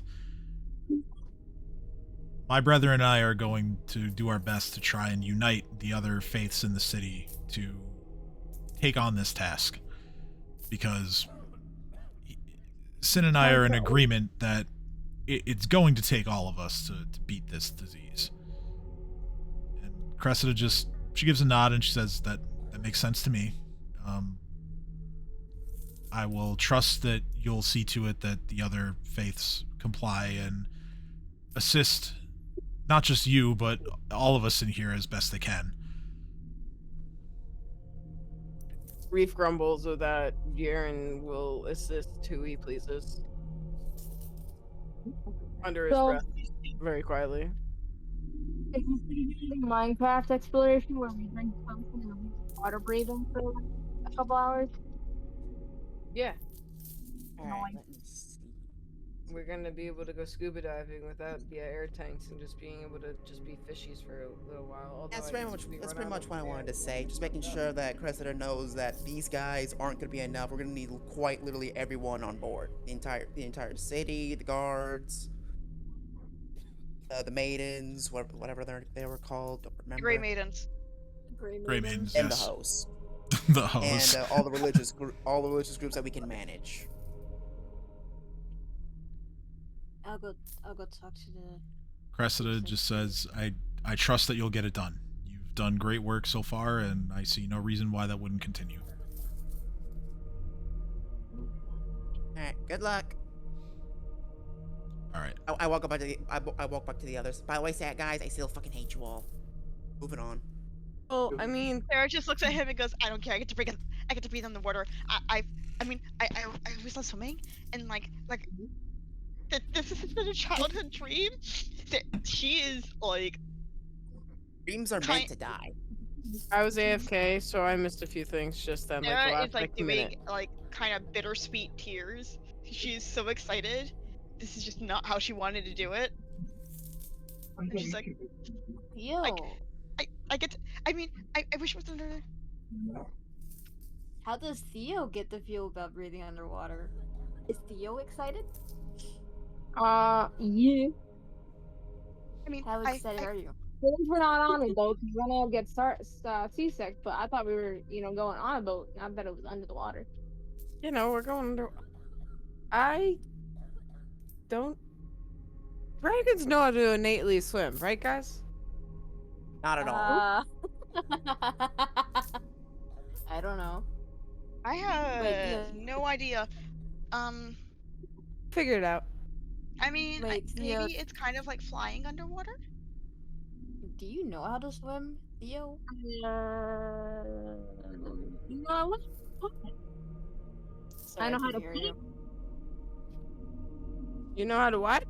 I know how to sink. So you don't know how to swim either? I'm not a bad swimmer, but I'm not a good swimmer either. Yeah, I have swimming checked off, so I guess I would know how to swim. Let me see. Well, swim is a class class bonus. skill for you. If you've put ranks in it, that's kind of the more important thing. I put 2 ranks in it. Okay, so yeah, you can probably reasonably swim. Like I could swim, but not very well. I mean, plus 6 to swim is better than most. So I'm. Yeah, I don't know. Yeah, how to swim. look at us go together. All right. Well, again, don't worry. We're not like. Second nat 1 for the night. The first time I rolled was a CMB, and that was also a nat 1. Let's see how bad my swim is. My swim roll was crabs, Nadia. Oh, Nadia, you dead. Wait, but she drowning. There's a certain. So No, I need just to realized swim. I have a -7 to swim. I have a question. Obviously, a nat Yeah. 1 is an automatic fail. But if you roll high, but your buffs make it negative, is that also a natural fail? So It's worse than a Right? natural fail. skills in Pathfinder. Technically, skills in Pathfinder, a 1 is not an auto fail and a 20 is not an auto success. I kind of just play it by ear. I kind of play fast and loose with that rule, whereas like when it's called for, it should be an auto success or whatever. Here, I would say that as long as you beat the DC, even if it's a 1, you'll be okay. What's the Okay. Well, DC Nadia, check? it's nice knowing you. Was the DC -3? Because if so, then Nadia beat it. Imagine a check be all the way to you can pass it by rolling a negative. I just also want to make it get- clear that both the people who have actual ranks and check marks in swim rolled terribly, and the person who has like -7 had the best roll out of all of us. So the hopes for us to do well in this excursion right before diving in, this in my mind is just like warming up to go in the water, showing us our fitness, being like, yeah, let's go. We were practicing in jumped the into the- wading Okay. pools for. Yeah. So I yeah, know. you guys spend a little bit of time, you know, maybe getting your feet wet, you know, getting used to the water, perhaps. Reading the getting cold details on the In the potion. television. I'm getting a very bad feeling in cold feet. I see this. You guys, yeah, are and- absolutely bonkers. I'm just gonna grab a rock and I'm just gonna use it to sink to the bottom. I'm Given- just gonna walk on the bottom. Given Oh my god. given the time of year, it's done that in still real life. like early spring. The water is cold. It is not pleasant. Oh, I have cold resistance. Fuck you, water. I mean, it's not that cold. It's not gonna like kill you Well- cold, but it's unpleasant. We'll just put it like that. I'm just gonna step in the fucking water with all the shit I have on me. I don't need a rock. I'm just gonna sink. All right. I'm gonna pull the acrobatics pillar out of the bag, the 40-pound thing, and just go thunk. Yep. There you go. All right. So Yeah, fuck off. That's mine. It is yours, but it's in my bag of storage, so. am I? Oh, I thought I put it with Paul. God damn it. I'm Barely tall. too. Am I safe Break it, you're to? paying twice the amount. Sorry, I'll let you guys go. Don't worry. Am I Are we doing it? am I safe to presume that everyone has consumed a potion? Well, Oh, no. yes. So Reef was reading the details of the potion, to be clear, but the exact details of what is on it and how long it lasts, Okay. and if there's any specific effects, I have a read magic skill, so if there's some hidden goddamn green text there, let me know. Well, this would read magic is more for like scrolls. This is like a it's more of I like know, like a but detect Reef doesn't magic know that. spellcraft check. Yes, but in character, this is all very new to him. This just happened. I know. Nadia's also Upsetting just Tim. How so... dare you? Just roll spellcraft, and I'll okay. 17. Like I said, each potion is going to last a long time, like minimum 6 to 8 hours, if not longer. Like you have plenty of time on one potion. So I have a question. Cressida gave you each 2 just in case. What's up? Yeah, well, she's to be careful. I have a question. So if we take one potion, we have like 6 hours of underwater breathing. Can we then drink the other potion while underwater? I Or do we suppose have to surface? I suppose you could, but it would be less risky if you surfaced and drank it. I wanted to see if this was truly like Minecraft or not. Because I mean, yeah, if you open the potion bottle underwater, there's every chance that the potion just leaks out into the water and then it's wasted. I'm going to look around the shore Okay. for a random large clay pot that my head can fit in. Okay. Roll perception. I'm gonna help in this church. Cause why not? Hear me out. I'm so glad. Please Okay, help me, hear because me. I can't see anything. Okay. My head is in the clay pot. Reef doesn't find anything of the sort. Nadia, you see several rocks and some bits of like trash and maybe like individual planks that may have floated to the surface from the shipwreck, but nothing like what Reef is describing. Sorry, Reef. I see nothing. My dog wants to go for a walk. All right, well, if you gotta take it for a walk, go You should ahead. take a walk inside. Well, usually what I'll do is I'll just take her to work, and then I'll let her run around for like 30 minutes. But I can take my phone with me, so there's no problem with that. Okay, sure. Yeah. Whatever works for you.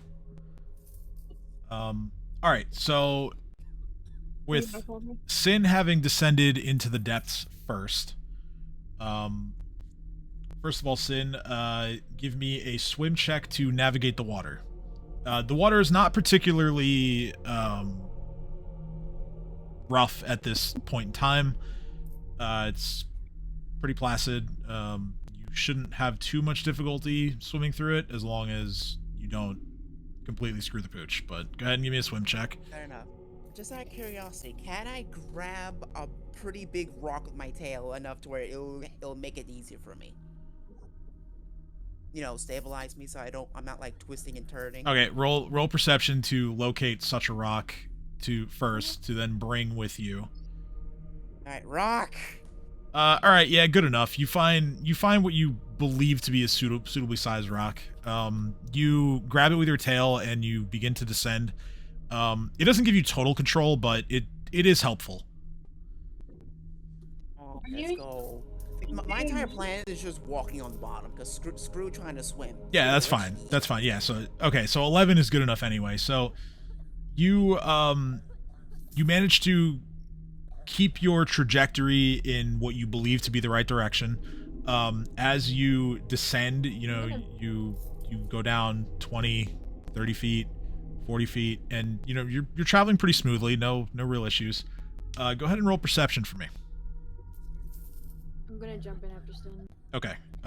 Now use my advanced eyeballs. The amount of time that this takes, we'll say, Sin is gone for.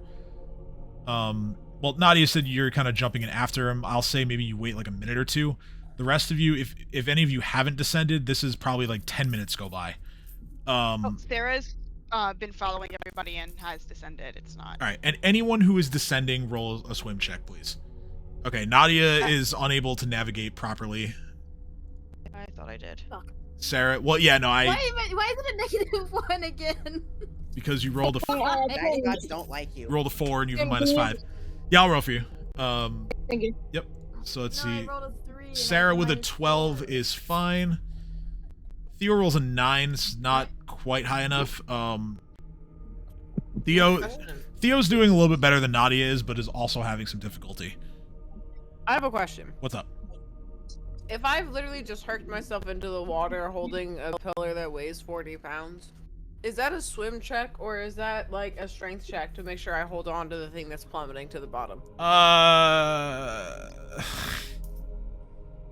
Is it okay if I get out and find a rock to hold on to? We'll make it a strength check, or maybe you want to hitch a ride with Reef. I don't know. Just Yeah, like I just grab onto Nadia with one hand, pull her in, and I'm just holding onto her in the pillar. We're just okay. So I know she can't swim, so I'm like, well, I'm swimming down myself. We're just going down together. Reef, you can roll strength, and that'll influence the both of you. Can I roll to hold on? Is that possible? Sure, roll strength. I want to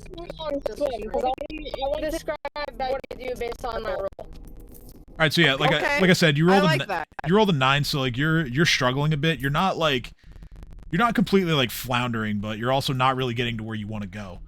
And Vondilla is kind of the same as you. She rolled a 7, so she's also kind of like not. She's like lagging behind everybody else.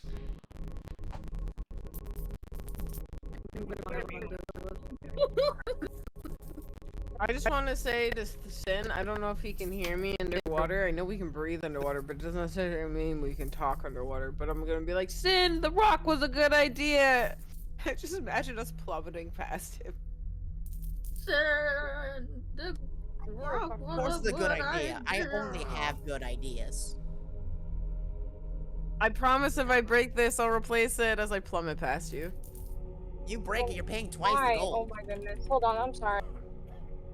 No, you're okay. Our chief strategist. Reef's happy to learn our chief strategist doesn't know how to swim. Duly noted. Don't take strategies that involve water. If Nadia goes swimming, she dies. Yes, Nadia. Half our party is not good at swimming, I've learned. I drank a potion. You I won't drank a drown, potion. but something in the water's gonna eat you. Yeah, you're not gonna. We gotta. Okay. Reef is immediately. Sorry about just- that. Oh, you're good. Reef Sorry, is gonna. If you use your electricity power, I'm gonna murder you. So, Oh. Sin, once again, you are the furthest ahead. I'll take another perception roll from you. Advanced eyeballs go! Much better. I Okay. have dark vision. Yes. Do me a favor. Make a swim check to inform me as to how well your descent is continuing. Alright, come on, Rock. Don't fail me now. 14. Pretty good. Okay. So, Sin, you reach the bottom of the river, and it's a bit tough to make out given the amount of darkness down here, but you do in fact find part of the shipwreck. Move you to right about here. You find the bow of the ship, which seemingly, at least from the front, doesn't have any way to enter. So you swim around one of the sides of your choice, and you do go around to the other side, and there is a pretty easily accessible entrance into the shipwreck from there. I have to make another roll here or something. Okay, you're good. You have not been spotted or otherwise disturbed by anything down here in the river. I will take another round of swim/strength checks for those who are choosing to sink like they were the victim of a mob hit. Yes, let's go. While I'm waiting for the others, can I just Skyrim crouch and do stealth? Yes, absolutely. After all, it is pretty dark down here. Wait, now I get an nat 20? Oh, Vondilla did too. So here's what happens. You two are the ones holding on to me so tightly. Reef is now falling off purely because you two have gripped on. Yeah, Reef, you feel your grip on the acrobat pillar slip, and you actually lose grip of it entirely, only to then be grabbed, one on each arm, by Nadia and Vondilla at the same time as they guide you downwards towards the bottom. That's amazing. Reef is panicked and looking around, looking and seeing if they've turned green. Are you guys the Hulk? What's happened? Theo manages to do very well on the next round of swimming and is now making his way down to the bottom. He's a little bit behind, but he's getting there. Strategist, let's go. Yeah. You could say that my the wind was so cold it made my feet feel shriveled, and I was a little bit afraid. I don't see a roll from Sarah, so I will roll for her. And okay, 12. Sarah also is doing just fine, managing to swim. That's a natural 19, by the way, for a total of 12. Twice. This is the second time I rolled. And before too long, you all manage to navigate your way to the bottom of the river. Everyone other than Sin, go ahead and roll perception. Can you roll for me? Absolutely. Thank you. You said? Perception, yes. Perception. Advanced What is eyeballs. wrong with me today? Vengeance is what's happening to you today. Oh my god. I can't do perception after all. All right, Damn it, so I only have one job. Shut up. Theo You spots the ship. Vondilla spots the ship and Sin. And she, points towards Sin to be like, hey, I found him, and and also then points at the ship and be like, this way. I need to make another roll. As you guys spend some more time looking around down here. Okay, still no disturbances to report. But yeah, so Sin, like I said, Sin makes his way around to the other side, finding the opening with everyone else relatively close behind. So, what you see here, the front portion of the ship broke away and landed awkwardly in this location, revealing two splintered decks inside. The bow, or parts of the bow have shattered, and some of the decks are full of debris. The vessel bears an ominous moniker along its fire-scarred hull. The ship is called the Direption.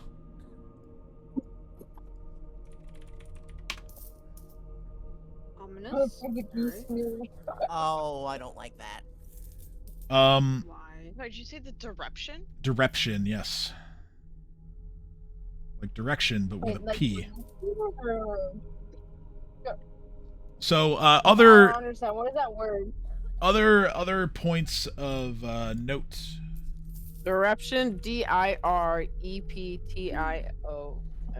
So direption is sort of a no longer used word referring to something that has been torn away or torn apart. Obsolete. Archaic. According to Merriam-Webster, or Direption, and a noun, it's like Direption, noun, obsolete, a tearing apart or away, archaic, despoliation. Pillage, the act of plundering. The act of plundering, despoiling, or snatching away. Yes. So other. Oh, despoliation. Sorry. Change the music here. So that's kind of loud.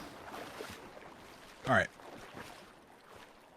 Additionally, you find that there are, scars on the ship, of course, from fire, from trebuchet strikes. That's just mar the hull, and the hull lies on its side in two pieces amid splinters, on top of, rather over a rock outcropping. So, like I said, this first the bow area is what you find, and there, like I said, it's been shattered along the front and the sides. The decks are full of debris. You find the name of the ship, and there are two splintered decks that are revealed before you. All right.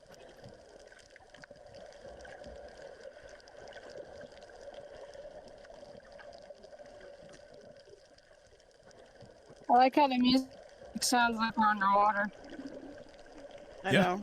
I like it I'm too. gonna go first in the turn order, because even though my eyeballs aren't the best, I can see in the dark. I cannot. I have So low unless light. there's any creatures that are specifically trying to Is hide, it just I me should be or able she's to on see just robot? fine. Sarah That's you. is going to follow. Okay. So, Tim, do I see the thing? what thing? What you got? That. Run! Oh, see it? no, you don't see that. Let me Alright. hide that, because you don't see that. Because my dark vision is up to 60 feet. Make it. Okay, yeah, I mean that's more than 60 feet away from you. Fair enough. There's also, I don't know if I set up the dynamic lighting to. I didn't. So yeah, well, we'll cross the bridge when we get there. So. Yeah, I'm not worried about it. So Sin, there's an upper deck and a lower deck. You can barely make out that at either end of the two decks, there's a door. Alright, we're going down. You're going to the lower deck. Okay, so you're gonna go that way. That way. Okay. Oh. So, you notice as you get a little bit closer that these doors are not necessarily in a state that you would feel might be befitting of being stuck at the bottom of the ocean. They are not swollen shut. They are not, forcibly being closed by any sort of water current or anything like that. These doors are freely swinging open and shut. Off the hinges, just about, in fact. Suspicious. Alright, if the door is swinging open and closed, do I see anything inside the room? Go ahead and roll perception for me. Alright, the creature might be hiding. God damn it. Alright, There's we're also cooked. gonna roll perception, but mostly I want to see like, are the doors just super late? Like, what's going on? Well, the problem is that for you is that you can't see much of anything I'm because going based off of what I hear. fair. And feel. Okay. So, Sin, you're having a little bit of trouble getting your bearings. You managed to swim towards the door, and you begin to take a look around, but it's a little disorienting, and you kind of are left unsure of what you're even looking for. So you don't really find anything of use. Sarah, you managed to... Hey, babe. You managed to kind of scan the immediate area of the wreck, so I'm going to move you like next to Sin just for the sake of that. Your vision is more sort of like relative shapes and forms rather than being able to cleanly make out what specific objects are. But based on that, you don't find anything that seems to be out of place. You see, you know, bits of wood. You see, maybe there's the barrel here or there that may have held some sort of, you know, wine perhaps or ale. But the barrel has been broken and any of its contents lost to the river water. I'm gonna ask a weird question. Sure. Am I able to, like, kind of swim toward the doors and feel how heavy they are? And if they're really heavy, can I help her? Like, can I see what she's doing and help her? Sure, both of you can make a swim check, and we'll call this kind of like an aid another. Jesus Christ, you're rolling insanely high on these swim checks. This is... For me or Sarah? Sarah, she's rolled like an 18 or higher on all. You rolled really high too. You rolled 23. So, I'm jealous. so the two of you very easily maneuver your way over to the doors. While the doors do have some weight to them, as you might expect for a ship,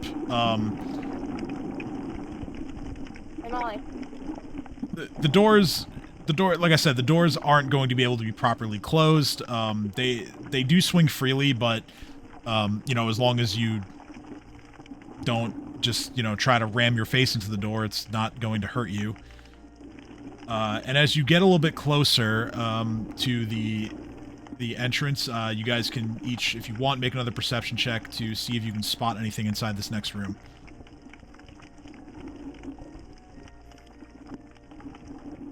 So, can I feel what material the doors are made of? That's wood. I don't know why I'm super fascinated by these doors, but, like, I want to know why they're swinging. They should not be swinging.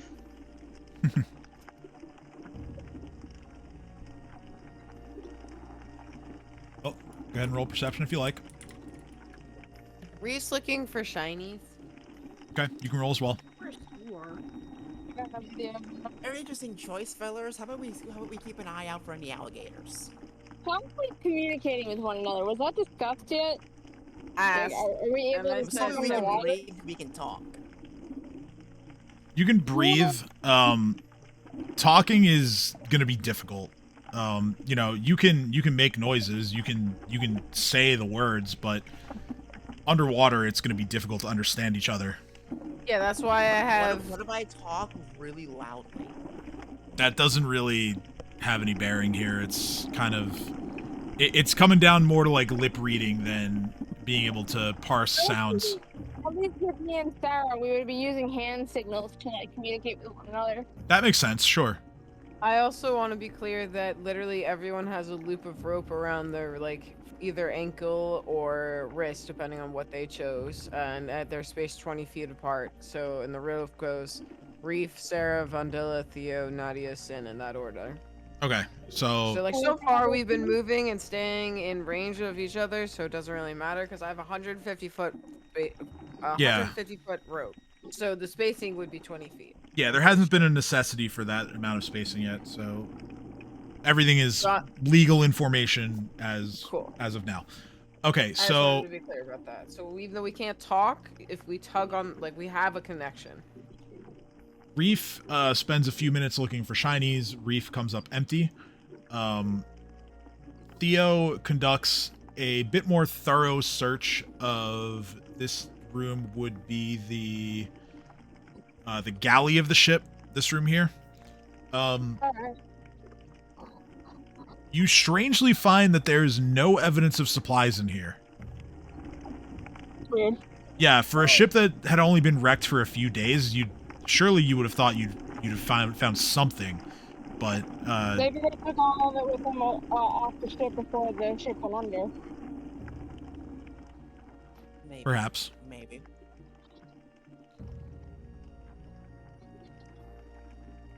Roll. Just out of character, I took my dog to work, like just now. I'm at work, so she could run around. And we have a hose with an attachment on it. So I took it out and I started spraying my dog, and she was chasing it. Molly, get out of there. Hey. Oh, okay, you're going pee? That's fine. Okay. What about the rest of you? So after the shiny thing turns up to nothing, Reef's just gonna be monitoring for danger with the low light vision he has, and then is gonna also look for, from his knowledge of being a fucking pirate himself, what locations in the ship would have information we're looking for, or what locations in the ship might still have air trapped in them, which might mean there might also be something recoverable in. Okay. Or someone. I mean, she can't really see much. She's gonna try to, like, maybe make out there's something odd or if there's something that might be interesting, but again, she can't. You make out her that vision's much. better than she thought. Okay. So all right. So a few things. You think?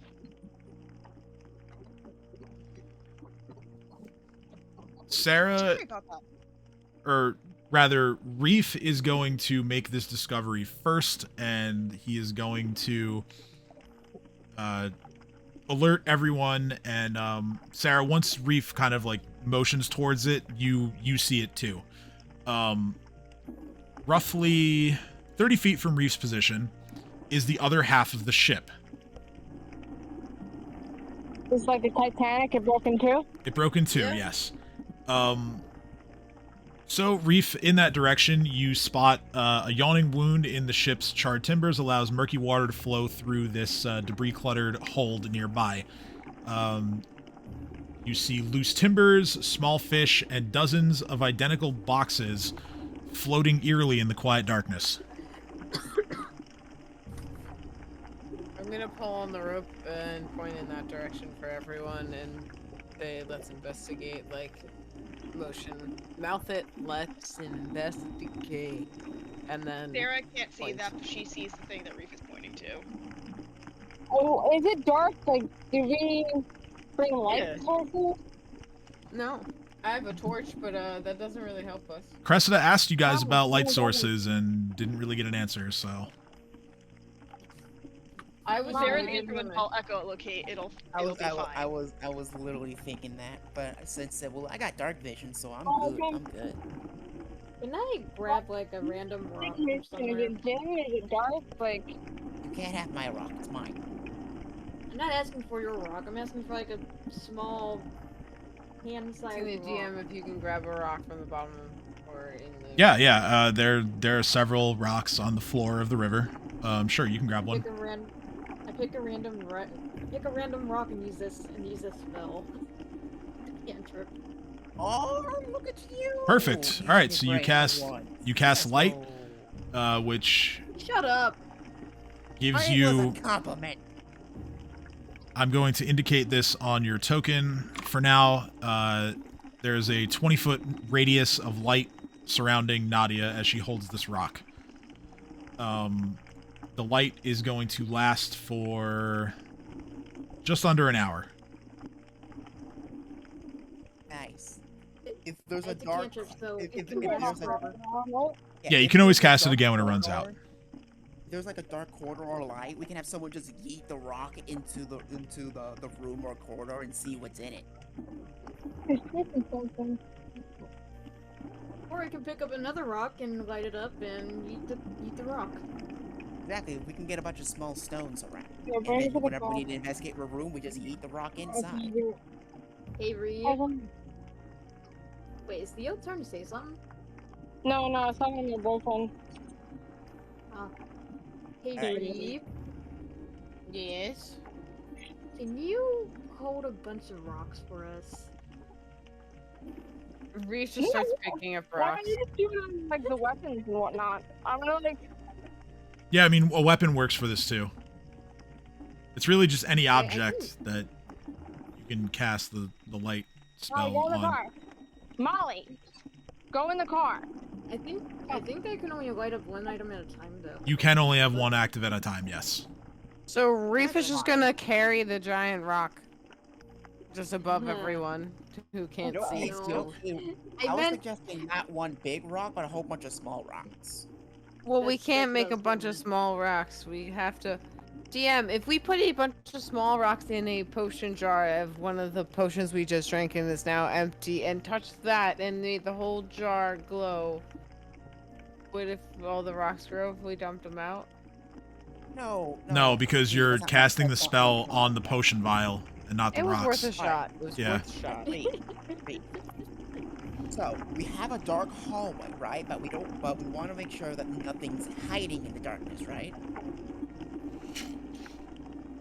I want to be able to see. I know. Hear me out. We have a small listening. rock. We cast light on the small rock.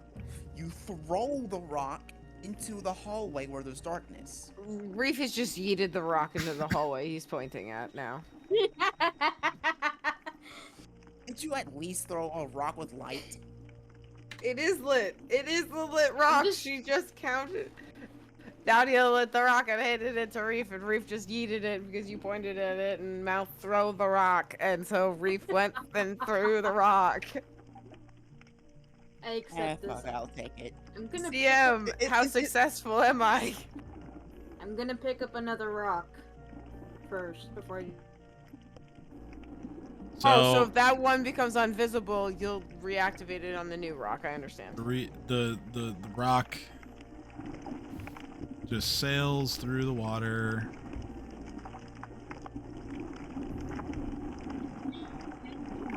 Comes to rest about here.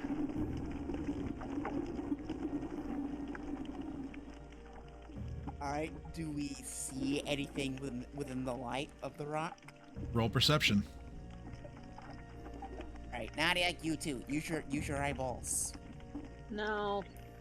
My God eyeballs damn it, are Nadia. blinded within the water. But the rock is casting light. Yeah, it'd be real nice if whenever the Blinded within the water. be real nice if the human still had her light source. No, but like if the rock has light on it and it travels through the water, you would still be able to see what's around the rock. Well, yeah, but she wouldn't be Yeah, able to that see is- it clearly. Like she could see that there's light emanating from something, and she would probably just see like shapes and things I have within low it. light vision, so what do All I we see? need- all- You'd be all able to see a little we need better. is something. All So we need is any A. okay, so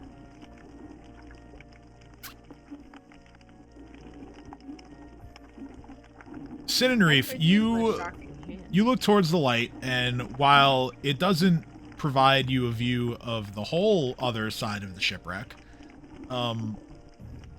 strangely within this this bit that you can see, there's no evidence of any dead crew members. No signs that would suggest that there were a whole bunch of supplies on board. Not even really anything that indicates to you that this was a plague ship.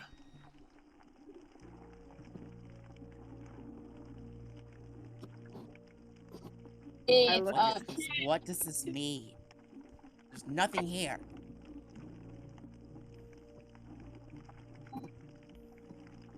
Reef is Brandon. gonna motion at Sin and go, so do you notice that it's not really disease-ridden? Or there's no signs of people struggling or disease or festering or... I know it's been washed by river water, but like, it seems fine. I don't know what's going on. Well, then the ship was out of diversion or something else is at play.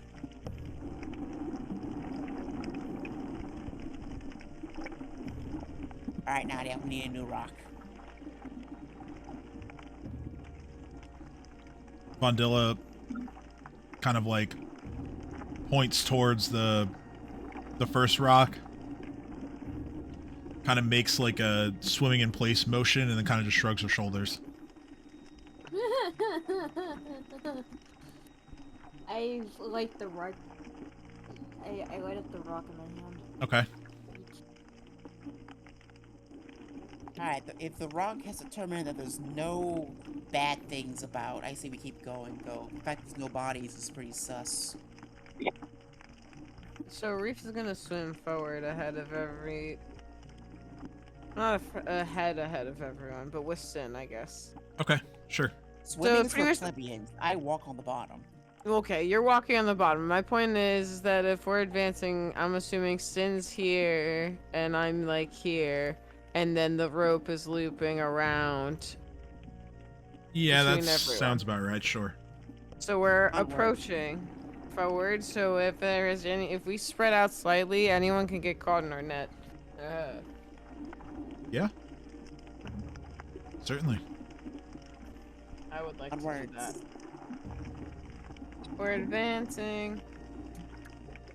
And then I don't know if you want me to swim. If you want me to look. Want me to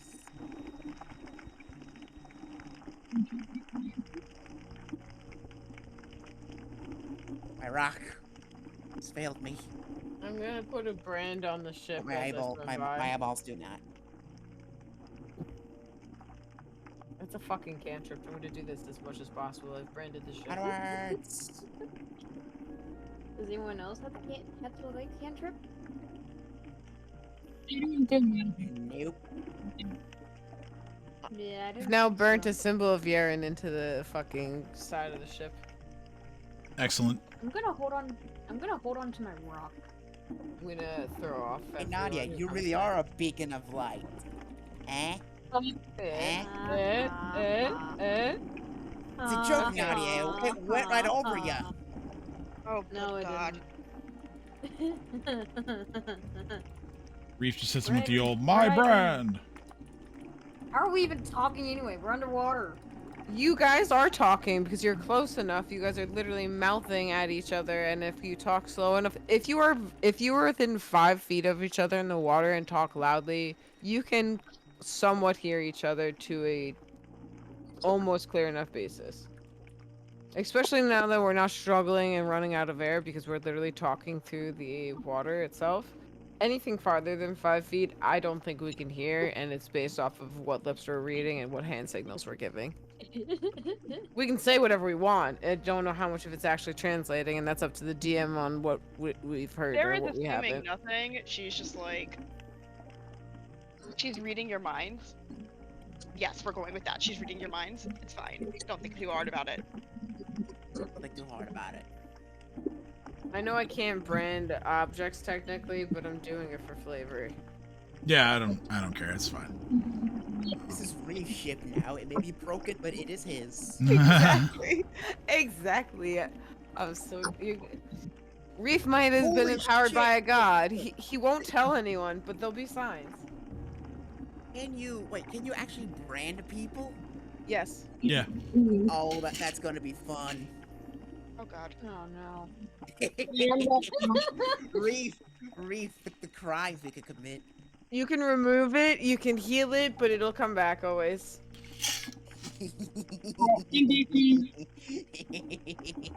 Oh no. That's funny. That's funny. Like I said, in character, you guys think I'm still a blood rager, but there are signs.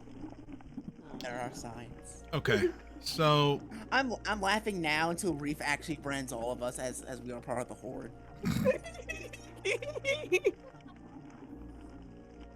Reef and Sin, you guys are get serious.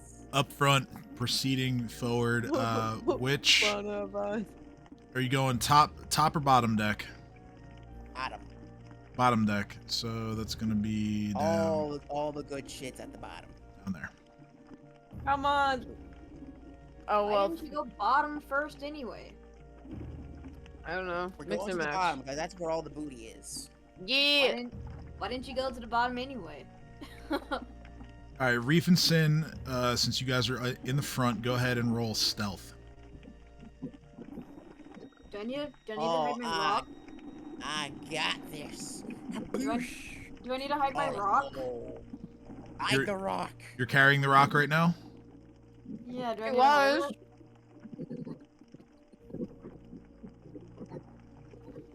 I'm gonna hide my rock.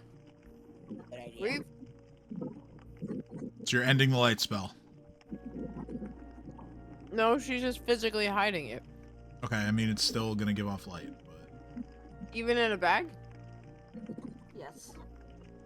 yeah, I mean yeah, it's gonna be it's gonna be muted the light, but it'll still give off some light. Can I eat it? No. If you put it in your mouth, then it won't give off any light. Oh, interesting. The Okay, so spell's out of not curiosity, what dismissible would either. happen if he ate it? When I think about it, Reef, alligators eat rocks all the time, and they're perfectly fine. If I Reef's gonna eat the think of- tiny rock that's glowing. I'll cut the radius by half if it's being held inside something. No, well, it's inside Reef's stomach, so what does that count as? Oh, my rock. I need that rock to see. You guys hate your cleric, huh? Kinda. Well, After the I said, nonsense out of she curiosity, pulled, what happens kinda. if he would eat it? I did not suggest he do so. Well, Reef Yeah, emanates some light, and these stealth checks are worthless. Is what happens basically, because She can make the spells turn off at any time, though, so, like... light is not dismissible. But she can cast light on something else and throw another rock away, and it She just could do resistance that. light. Yes, she could do that. Don't tell me. I mean, she knows that she can do that Yeah. in character, at least. Nadia, I know I said I hate you, but I was just kidding, I swear. I'm just. I don't I'm think just so. silently Nadia, don't believe his crying. lies. I'm just silently So you're crying telling today. me, through my stomach, through my armor, through my wings around my body, I'm still glowing? See, this is why it's bad to always want to play the healer, because then your friends take you for granted. I'm on my knees, crying, silently crying into the ocean. You made our tears are cleric cry? No tears are coming off my face because it's water. Well, you wouldn't be able to tell anyway. Well, Fair. here's the thing. I'm genuinely confused a little bit. Like, if it was in my mouth, totally would understand the glowing. But if it's in my stomach, with the armor and everything else on top of it, it's still glowing that much? This is magic we're talking about. This isn't. Yeah. No, I know, and I'm curious, like, genuinely, because I wasn't sure, because, like, does this light go through walls? Because if so, this is advantageous, and I'm noting this for future reference. Not upset with you at all. I'm excited. This is replotting, and no other reason. I'm picking up another rock and casting light on it, and then throwing it away. Well, there you go. It's Okay. it's a moot point. I don't have to think about that right now. That's fantastic. That homework assignment for me this week is to try and rule that out. Anyway. Like that. I was like, wait a sec. I am not prepared for that question.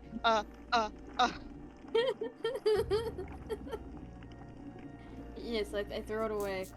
The two of you in the front are reasonably quiet. Oh yeah, and Tim. Yeah. You. Tristan said we can see the perception roll, and he's right. Okay. Well, I mean, then you know that you in the front are pretty much fine. Yeah, we're good. Let's fix that. You just see Reef flicker and then go out. It's skin shear. Don't mind the things behind the curtain. Before your own health, Reef, we will probably have to feed you more rocks. Reef shakes his head. You decide which direction. There's only one way to go, Reef, and that is forwards. So, Reef no longer has this glowing orb of light because Nadia threw a random rock over here that is now just glowing and hopefully distracting anything. And now there's just some light over here randomly. Yep. Which actually though might be useful for us, so. There's your life certainly is useful. All gonna work out in the end. Sorry. Not that you can. We're just gonna tug on the rope. Come on, people. Okay. Come on, Hordlings. Sarah just follows the tug. She questions nothing, she just follows the tug. And Tug says he doesn't deserve to come here. 20 feet of space between each You can't hear person. me anyway, so take that. So yeah, there's 20 feet of space between each person, so as long as we have this spacing, we're good. So Reef and Sarah can be 40 feet away from each other. Sin and... Like I said, All right, I'll highlight all the tokens at following once. the tug. How much further forward do the two of you in the front want to go? Until we see something, I think. What do you think? Yeah, we're being stealthy, but until we see something. Because we're both pretty good swimmers. I have low light, he is... Rock. Sarah is apparently an excellent swimmer, somehow. I met Reef. All right. Well, you are eventually discovered. Not so much from a lack of stealth, more of just like, you know, you've proceeded far enough in, and it's kind of impossible to not get spotted now. You see a shark. Does it look diseased? Roll perception, Sin. I'm detecting its alignment. It does not appear to be diseased. God damn it. It also does not appear to be happy to see you. Can I intimidate the shark? You can certainly try. Alright, shark. Fuck off. 13. Yeah, the shark. Wait, does the shark have an aura? The shark itself, no, does not have an aura. Thank you. So it's 10 plus hit dice plus wisdom modifier. Yep. So the shark, does it have an alignment? Holy stop! Oh, yeah, you fucking dog! No, it's neutral. Oh, and disconnected. Does the shark have feelings? None that are readily apparent. So We're fighting a shark. the shark is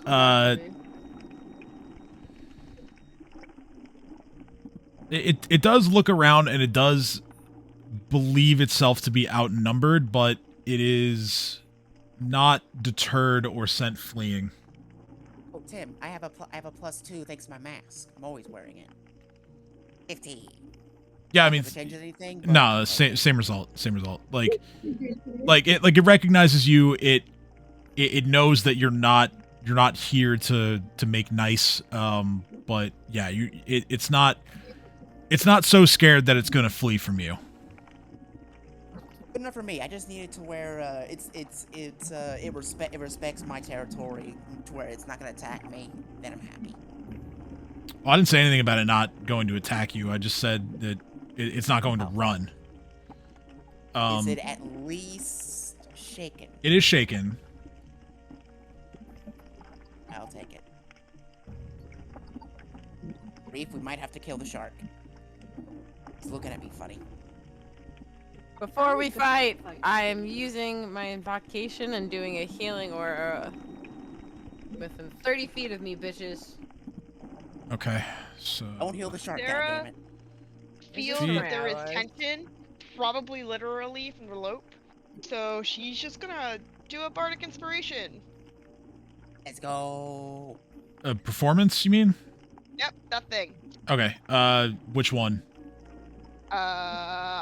So because they're underwater, Inspire gonna courage, be... inspire competence, or any of the other ones that you can do. Oh, got it. We're going to inspire getting the fuck away. No. We're gonna inspire cowardice. Okay, do you have one that's actually in the game rules that I'm teasing. I'm gonna inspire courage. Inspire courage. Okay, everybody can go in their buff box and check off inspired courage, and I'll make sure to do that for the people who have needed me to roll things. So that's gonna be +2 to attacks and damage for everybody, as long as Sarah's able to keep the performance up. And everyone in 30 feet of me is fast healing 1, which means you get 1 HP each round. And because underwater, she's doing kind of like this swim dance type thing, because that's all she can do right now. Yeah, I just imagine looking back and seeing jazz hands. Oh, pretty much. Yeah. Because it says it's a radiating, healing light. What level light do I give off as a fucking being of light now? Good question. Let's find out. Let's learn together. Dora. We shall learn together.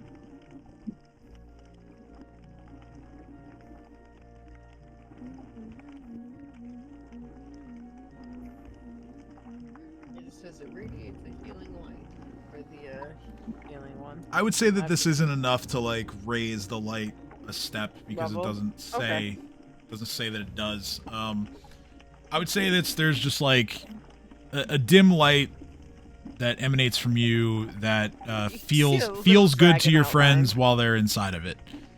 Okay. I just use a tiny little glowing dragon outline in the water, and that's it. Yeah. I like that. Okay. So, with that, let's go into initiative. I'm gonna pick up another rock and light it. You're having a lot of fun with the rocks. I mean, we keep making her lose them. Rock good. Rock good. Man logic. Rock good. Rock very good. I need rock Let's to go. see, damn it.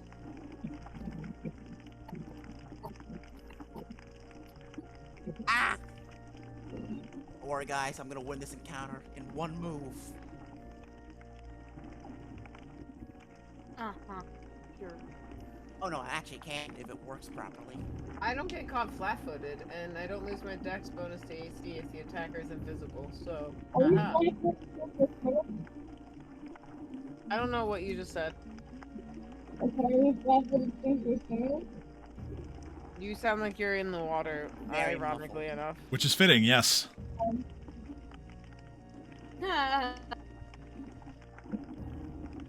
Oh, you rolled initiative. Oh, I need to roll initiative.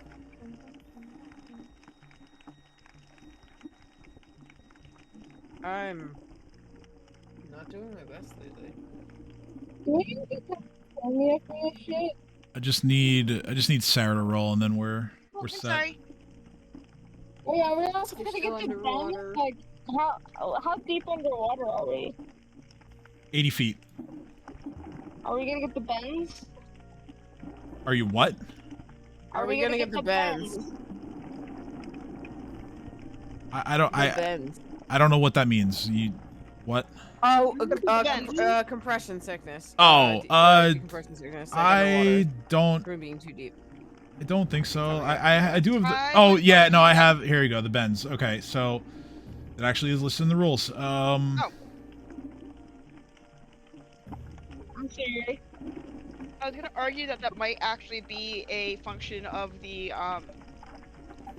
You will not get the bends. You need that might to. actually be a function of the potion to prevent that.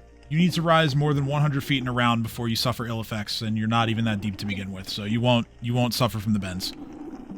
No.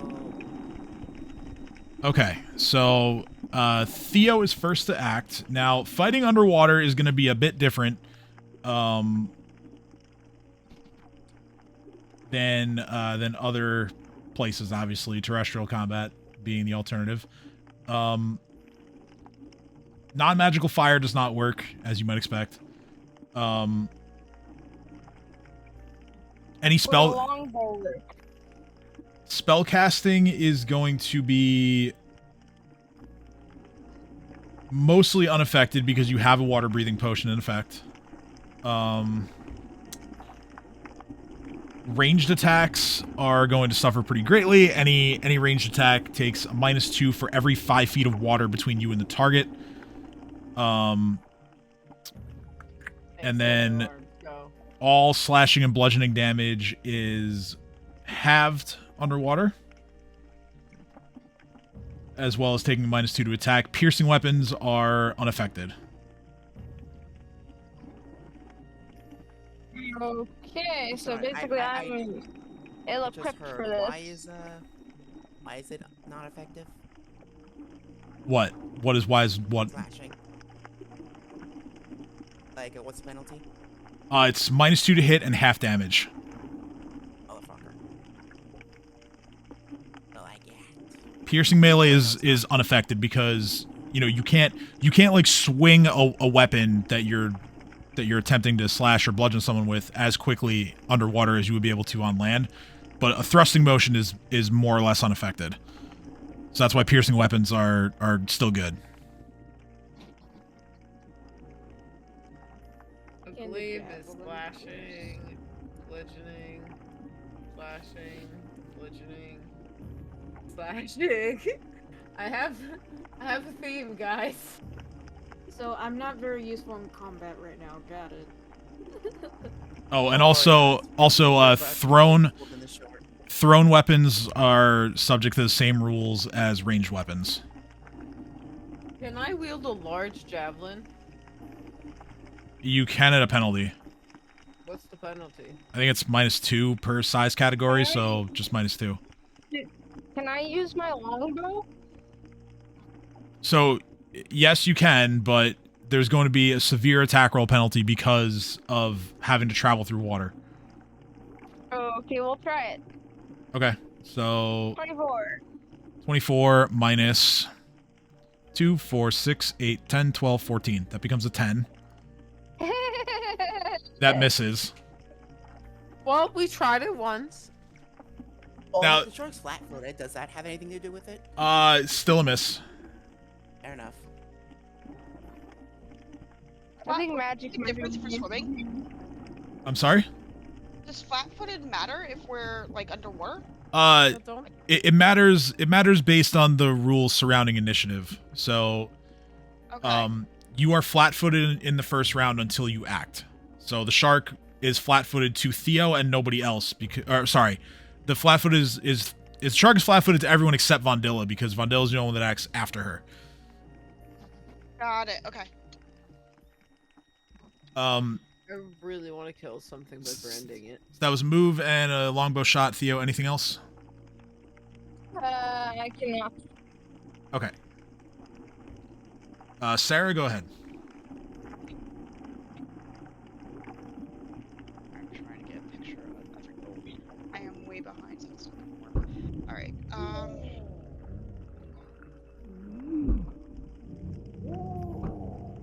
I am going to use. Okay, let's go down to this.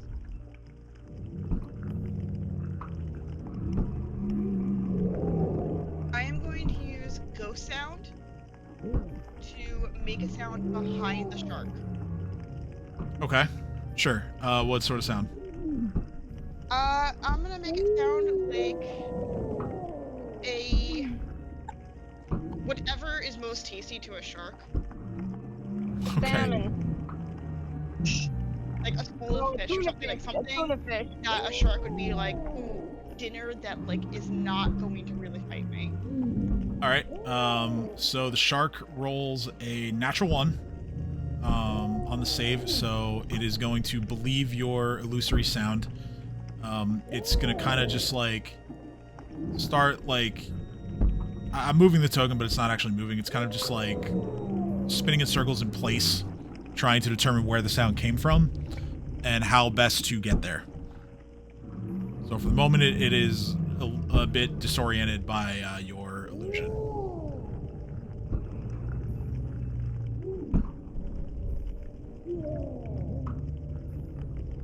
Anything else? Would you like to move further, or? I'm actually going to move up a little bit. is my speed the same as my, like, normal speed, or? You do not naturally have a swim speed, so... Oh wait, no, I do. It's 5. So I can move up. Okay. Oh yeah, you do. Sorry, but I mean, yeah. Okay, so yeah, so you move 5 feet normally, and you can make a swim check to move further. That's how this works. That's how I'm Sure. running Yeah, so myself now. I'm good. Just slowly moving up 5 feet. It's fine. All right, cool. Sin's turn. Alright, before I do anything, quick question, Sarah. Do you want me to attack it? Because I don't want to ruin your spell slot, you know what I'm saying? I mean, this is kind of metagamey. Sarah's good to, like, kind of trust your judgment, but she's hoping that, like, people see that she kind of tried to lure it away, and they'll make judgment based off of that. Alright, because I have an idea. Alright, Tim, question. Yep. Can't swim very well, but can I, like, I'm right next to the wall, so I can't just, like, use the wall to kind of propulsion my way forward to stab the shark? With a swim check. God damn it. Alright, fair enough. Alright, come on, Rock, don't fail me now. 19. So you can move. Let me look here.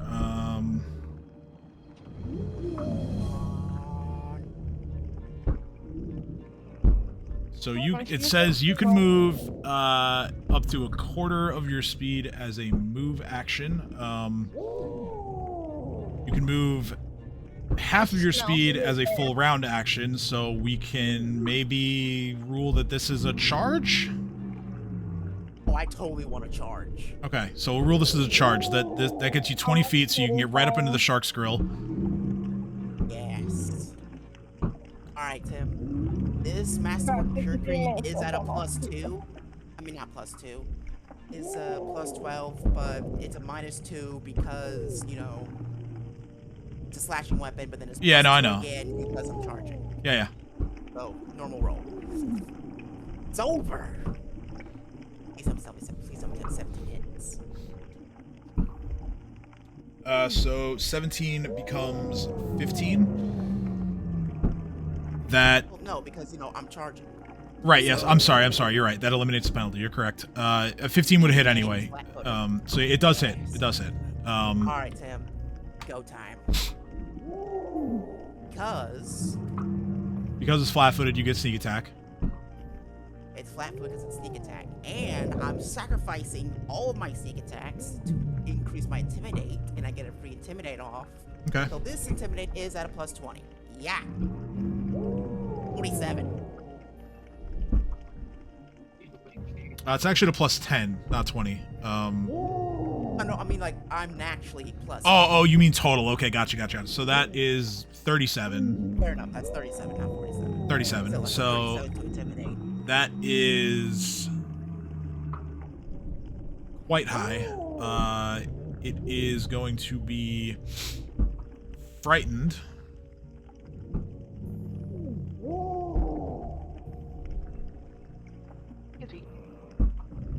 Nope, that's not the right one. There we go. Frightened. For 4 rounds.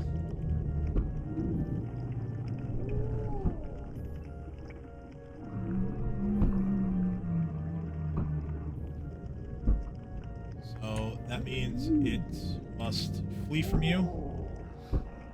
Yes. Well, it has to flee from you if it is able to, otherwise it can attack. But based on where things are right now, it should be able to flee. Excellent. All right. I'm gonna look at everyone at the end of my turn, look at the shark, shake my head, and then just pull on the rope. Okay. So with that, it is now Nadia's turn. Oh, is that you saying not to attack it? I mean, you can get into it like a charge. I don't see why not, but you know, it's no longer a priority. I got this.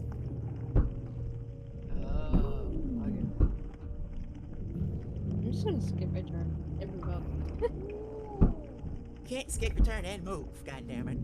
Well, you can move So you're and moving. you can move, and then if you want to like hold an attack, you can do that, or or if you don't want to do that, you don't have to.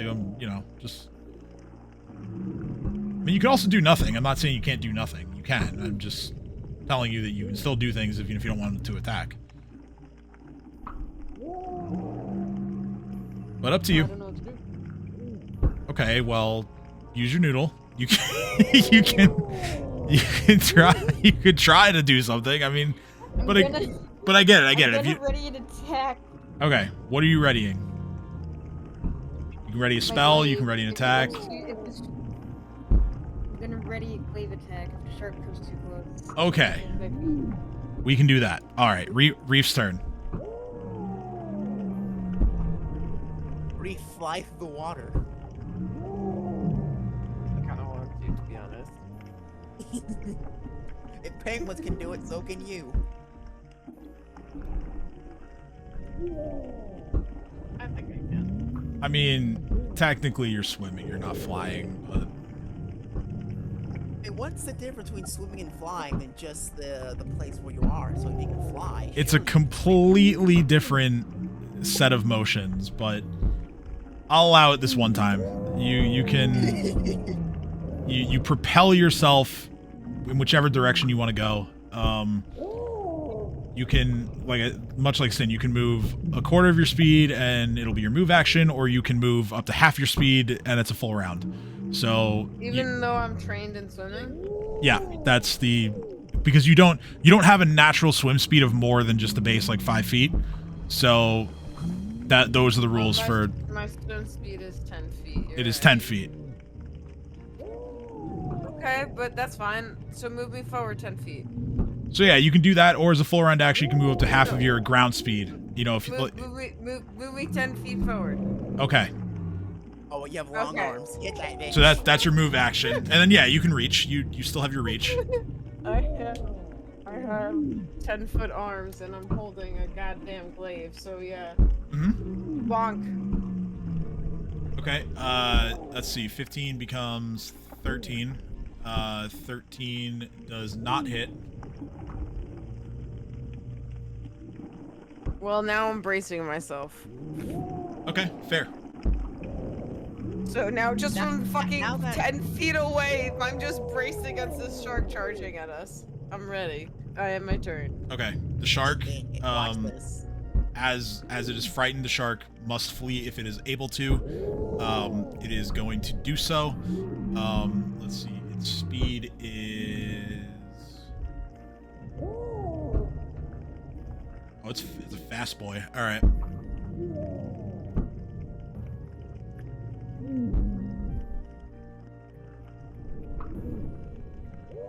Moving away. Oh, it's moving away. It has to. It has to run because it's frightened. So let's see here. Okay. So the shark is going to flee, which naturally gives opportunity attacks to the two of you. It's over. Go ahead and roll those first before I do anything else. Wow, very nice. That's unfortunate. I don't care. 15 damage is still 15 damage. Yeah, 19 is a confirmed critical for sure. Let's go. I can deal normal damage now, Tim. Let's go. God damn. Well, it's a slashing weapon, so it's still cut in half. But the shit out of me again. I don't care. Like, you have no idea. I can add dexterity to attacks now. This is. well, yes, that What's the is. shit idea, Leah? I said roll His 20 ass. took a shit on me again. Okay. Oh, I thought you said that's a shit idea, guys. No, roll 20 took a shit No, on you. I My said bad. roll 20 took a shit on me. I'm sorry. Yeah. I didn't mean to. Yeah. No, you're good. I wasn't wanted trying to make sure I sound heard you. offensive or anything like that. No. I thought it. My game just crashed and it went, aw snap. Seems like this website failed. So, Reef, you get an attack of opportunity as well. I get a bonketing. You do. Bonk at it, Reef. Swear to God, if you miss. Well, bonk. I missed. Ooh. Can I? Do I not get an attack of opportunity since I have long range weapons? Nah, ranged weapons don't Yeah. get those typically. I just have really long arms, so I can hit 10 feet away from me. and my weapon's 10 to 15 foot range. What the fuck is that? Shark flees. That is like some weird noise in the music that Tim's not playing. Yeah. Yeah, gee, I wonder why that is. Yeah, that's supposed to be like characters talking underwater as they are fighting. Yeah. I hear it. So, Sin and Reef, as you are the furthest forward, give me a perception roll, please. Alright, perception roll, go. Perception. God damn it. 11's not too terrible with my dark vision. Alright, we roll higher. 15. Okay, 15 I will say is good enough. Reef, you hear a voice from where the shark went to. I'm gonna lower the music so I can properly convey this voice. The voice sounds like Fred Flintstone. strangely like an elderly woman of some kind, and the voice says, "Oh, you look hurt. Do we have visitors?" It's now Did only Sin. Did you say only Sin hears this? only Reef hears it. Sorry, only Reef hears this. Okay. It's now Vondilla's turn. Vondilla is going to make a swim check.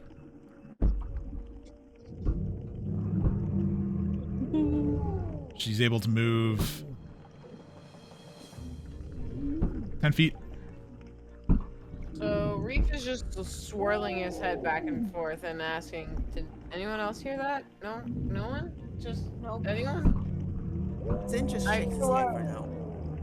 Reef just kind of waves around and goes, "Hi, voices in my head.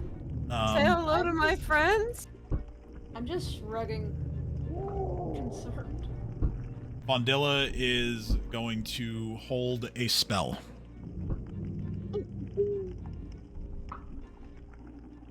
Yeah, so Reef is using a hand signal to like show mouthing and pointing in all directions, like looking around and then pointing at his ears and then pointing at everyone else and like drawing a question mark in the water, being like doing his best to be like, "I hear talking, not us.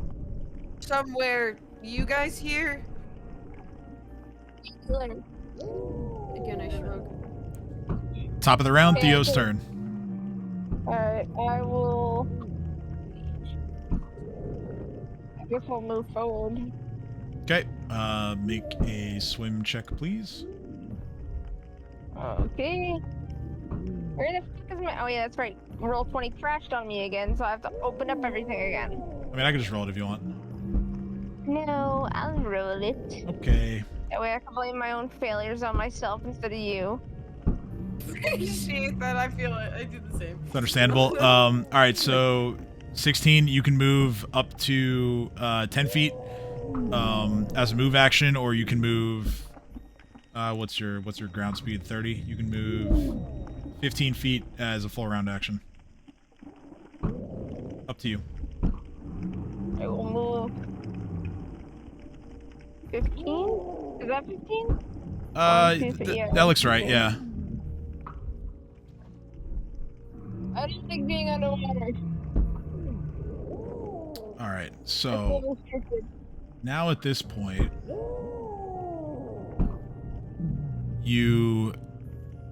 see here.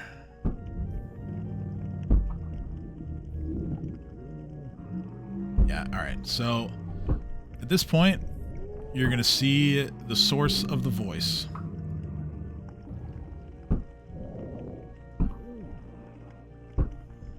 Oh, I'm gonna be cooked. Goodbye, everybody. Why? I'm in the front. As a... Well, I'll let some rolls decide if you guys can make out what this is. Sin, Reef, Theo, roll perception, please. Please tell me it's about 3 feet tall. No, it's not about 3 feet tall. It's bigger than that. Ah, damn it. I wanted to call it a sea halfling.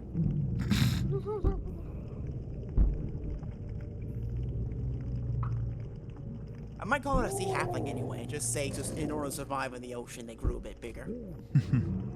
All right, Reef Theo perception rolls going once. I'll go. Reef, you motherfucker, you better roll. No one rolled particularly well. Okay, so Sarah's gonna try to perceive things. I don't know if she can. you are too far away for sure. Okay. Being too far away is actually to your benefit in this case. So Sweet, okay. I need everyone other than Sarah to roll a fortitude saving throw, please. Oh no. Sucking at this shit. What are you eating? God damn it! Let's go. Nilla, Does it count? go. Probably not. I'm Sorry, fucked up, child. bro. I'm trying to reach. Why is it not rolling? There we go. Dude, I am not rolling. Rough. well. Okay, so that is 5 failures or 4 failures out of 5. So I failed too? You did fail too. Sin is the only success. Everyone's me not- All right. Oh, this is why I wish I was a nice cat Man, I said I got cooked, but the exact opposite happened. In order of rolls, Wait a minute. Theo, Could it be? Is this a sea witch? you're Oh, a -6. not far off. The Hello. sea hag. Yes, although you don't know that in character unless you roll for it. I know, but- I know. I don't care. I'm calling it a sea halfling. What is that? Something Sid makes up. Sin calls any small people a halfling, regardless of what they actually are. Okay, Nadia, you take. Sarah doesn't know what's going on. She's just vibing in the back. So these are all going to be penalties to your strength score. These are ability damage rather than drain, so they will heal over time. Or if you have like restoration or any types of spells like that, you know, that'll expedite the healing. What are you eating? And you know, for those of you who don't really rely on your strength, that's, you know, doesn't really affect you that much. Vondilla, -5 as well. You're dumb. You have 11 strength? Well, now you have 6 strength, because... Oh. Or 7, even. Your strength right now is 12? Or... Yeah, you have 12 strength normally.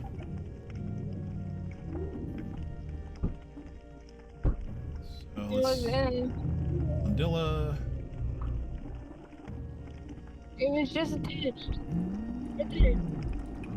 Nice. You don't understand how bad this is. It is dumb. Why don't you explain? Vondilla takes -5 to strength as well, and then the last I don't know. two... On one hand, this is the game version, so maybe it'll be alright if I say it, but I don't know. I rolled too many d6s. That's okay. Reef gets off easiest of the bunch. Reef only takes a -2. I can fix that.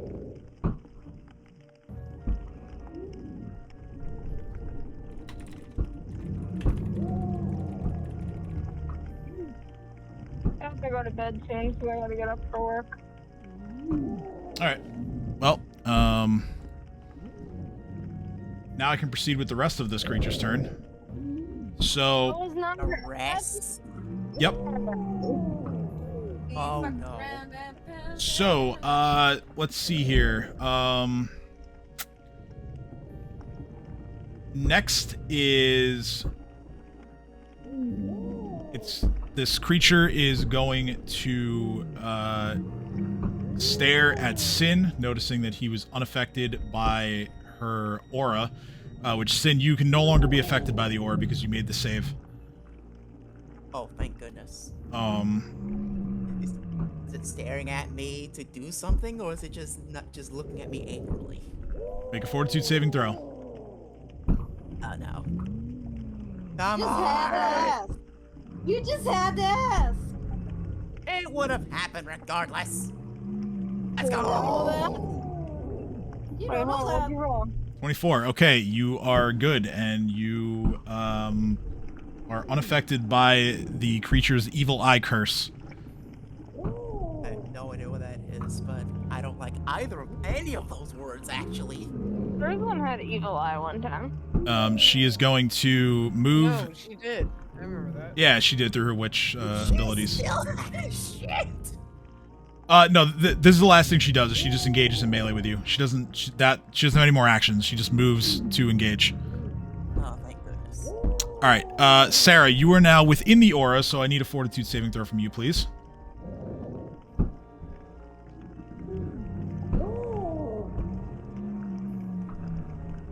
Has Sin taken any damage? No. Okay. Got fast healing 1, damn it. Fast healing 1 is super good. Okay, you know what? It's better than nothing. How did I take No, damage? you don't understand the power. You still never fully healed from Oh. like days ago. Sarah, you there? Kim?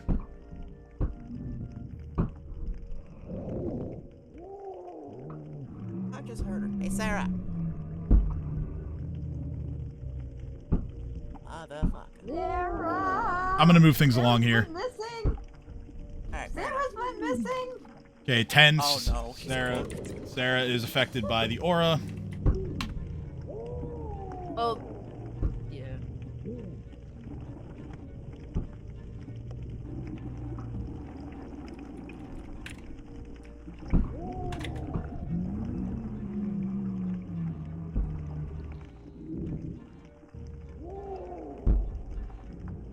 Sarah takes a -6 to her strength.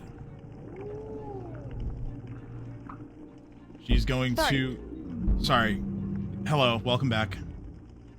Alice came in to ask me something. What's up? All good. You know what? I'm gonna give you a chance to save yourself. Roll a fortitude saving throw. Okay. You didn't get this chance. Lucky. Come on. I mean, to be fair, like, he only did it just because she left, and she... I had literally just resolved the effect. Okay, 12, it doesn't matter. There you go. Dice So what happened to me? don't lie. You take a -6 to your strength. Oh, okay. So you're gonna find... All of you who are affected by this are gonna find swimming a lot more difficult. Well, considering that my swim was already a -7, Yeah. it is now a -10. Yeah. But you can maintain your body performance for free, and you can continue with the rest of your turn. So I'm gonna swim 5 feet closer. Okay. And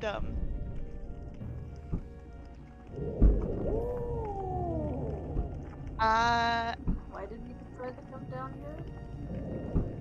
unfortunately, anything that I can really, or actually,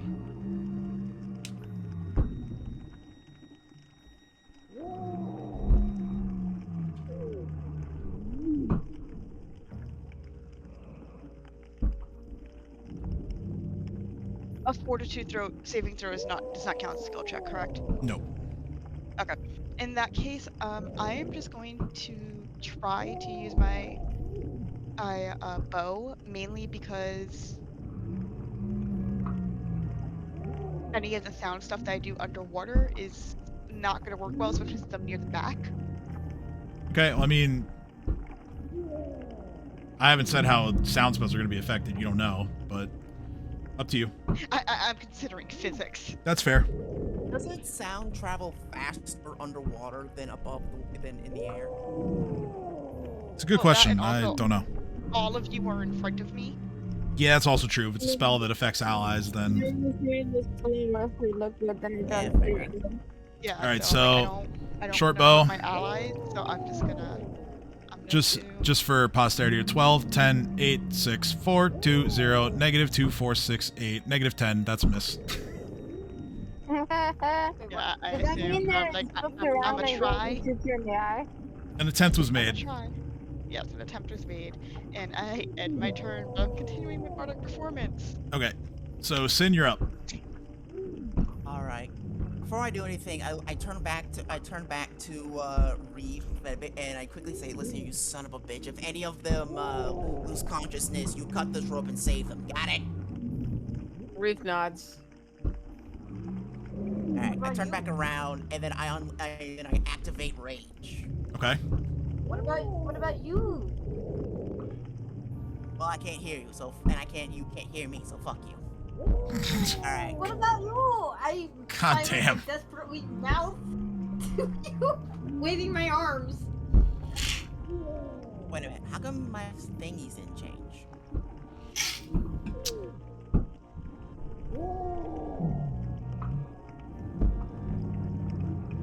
I don't see your. Oh no, I do see your rage checked off. Never mind. -2 because of 2-weapon fighting, +2 because of rage. No, I'm not worried about it anymore. Okay. All right, I bust out my gentleman's foil. Okay. God damn it! I keep forgetting about gentleman's foil. Actually, no wait, never mind. I don't want that effect to happen. Never mind. All right. Aye. Motherfucker. Yikes. Aye. 21 becomes 19. That hits. Alright. Still, it's now 6 because it's a slash room weapon still. Yep. There's no goddamn way gore is not a piercing attack. It is a piercing attack, but it's -5. I regret nothing. Yeah, I mean, it's unaffected by water because it's, you know, your horns are attached to your body. You're making it, yeah, there's no penalty for anything related to gore. Other than what already exists. You know, nothing additional for being underwater is what I'm trying to say. 16 misses. Yeah, fair enough. Alright, I did my job. End my turn. Okay, Nadia.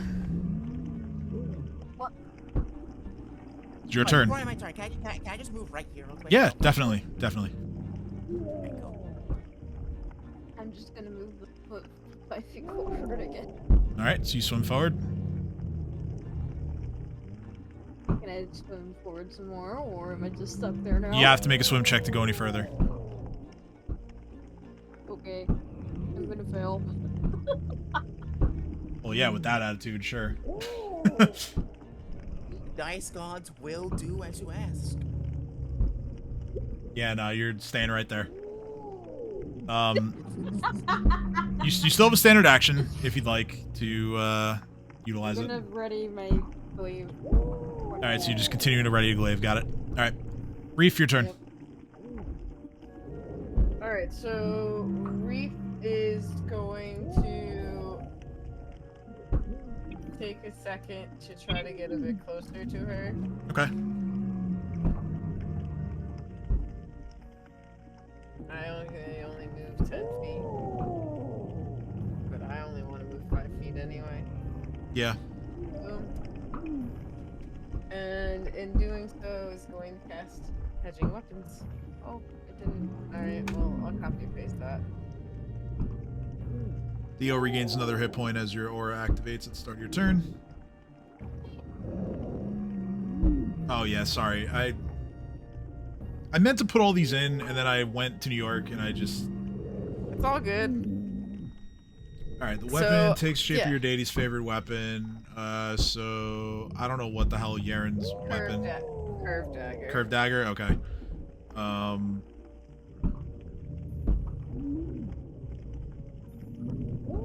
Standard action: you can grasp a weapon and throw it as a ranged attack at any target.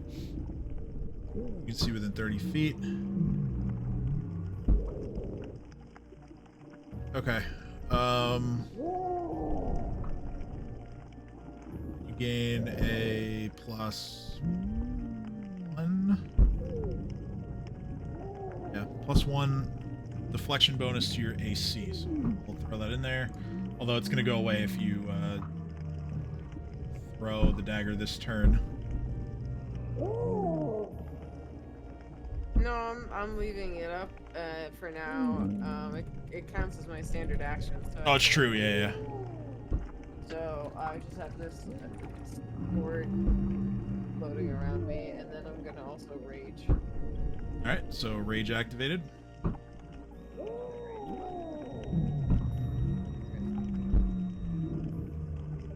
Similar conditions? Rage.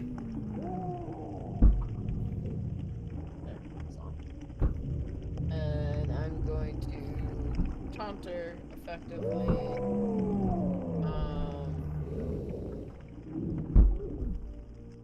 Pointing at the ropes that are fluttering around me and saying that if you keep this up, we're gonna have some more friends coming to play. Okay. Sounds good. You can roll Intimidate if you want. Yay!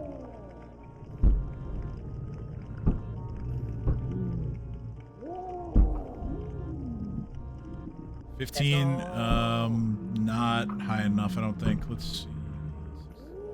Yeah, no, she's undeterred. All right, so the shark is just gonna continue to like attempt to flee with its turn.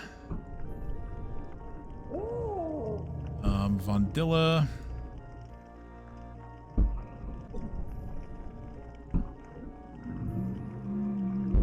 He held a spell. What was it? She did hold the spell, and she is now within range. So at the top of her turn, she's going to release that spell. Come on. What spell is it? She casts Bane. Bane. Very good spell. Very good. Will saving throw 28. Bam. God damn it.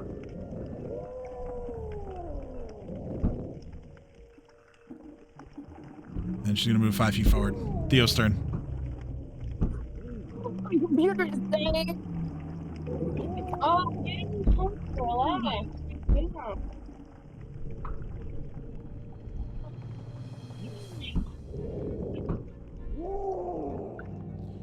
I mean, there are ways that you can mitigate this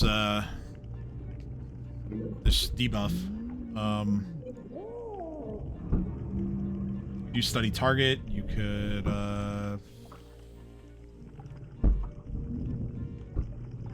11. Yeah, you can go ahead and move a bit more than the normal speed, 10 feet probably.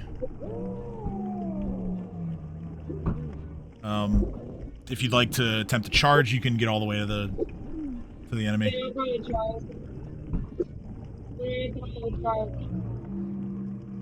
I mean, you could swim like above or below Reef, then go like through his square. Mm-hmm.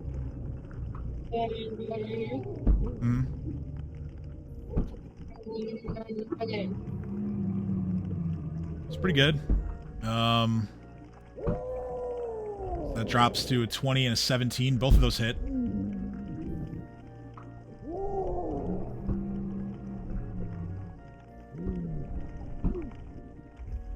Yeah, sure, that's fine. So yeah, that combines to deal. Oh well, hold on. You can use those as piercing weapons. That's going to deal full damage. Oh, sweet. And also no attack roll penalties. So you deal 12 points of piercing damage. Nice. Anything else? No, that's it for my turn. Okay. It is now the enemy creature's turn. She is going to utilize a short spear. And she's going to stab at Theo, who just charged in. That is a 29 to hit. Theo suffers 13 points of piercing damage. And it's now Sarah's turn. Okay, so let's see.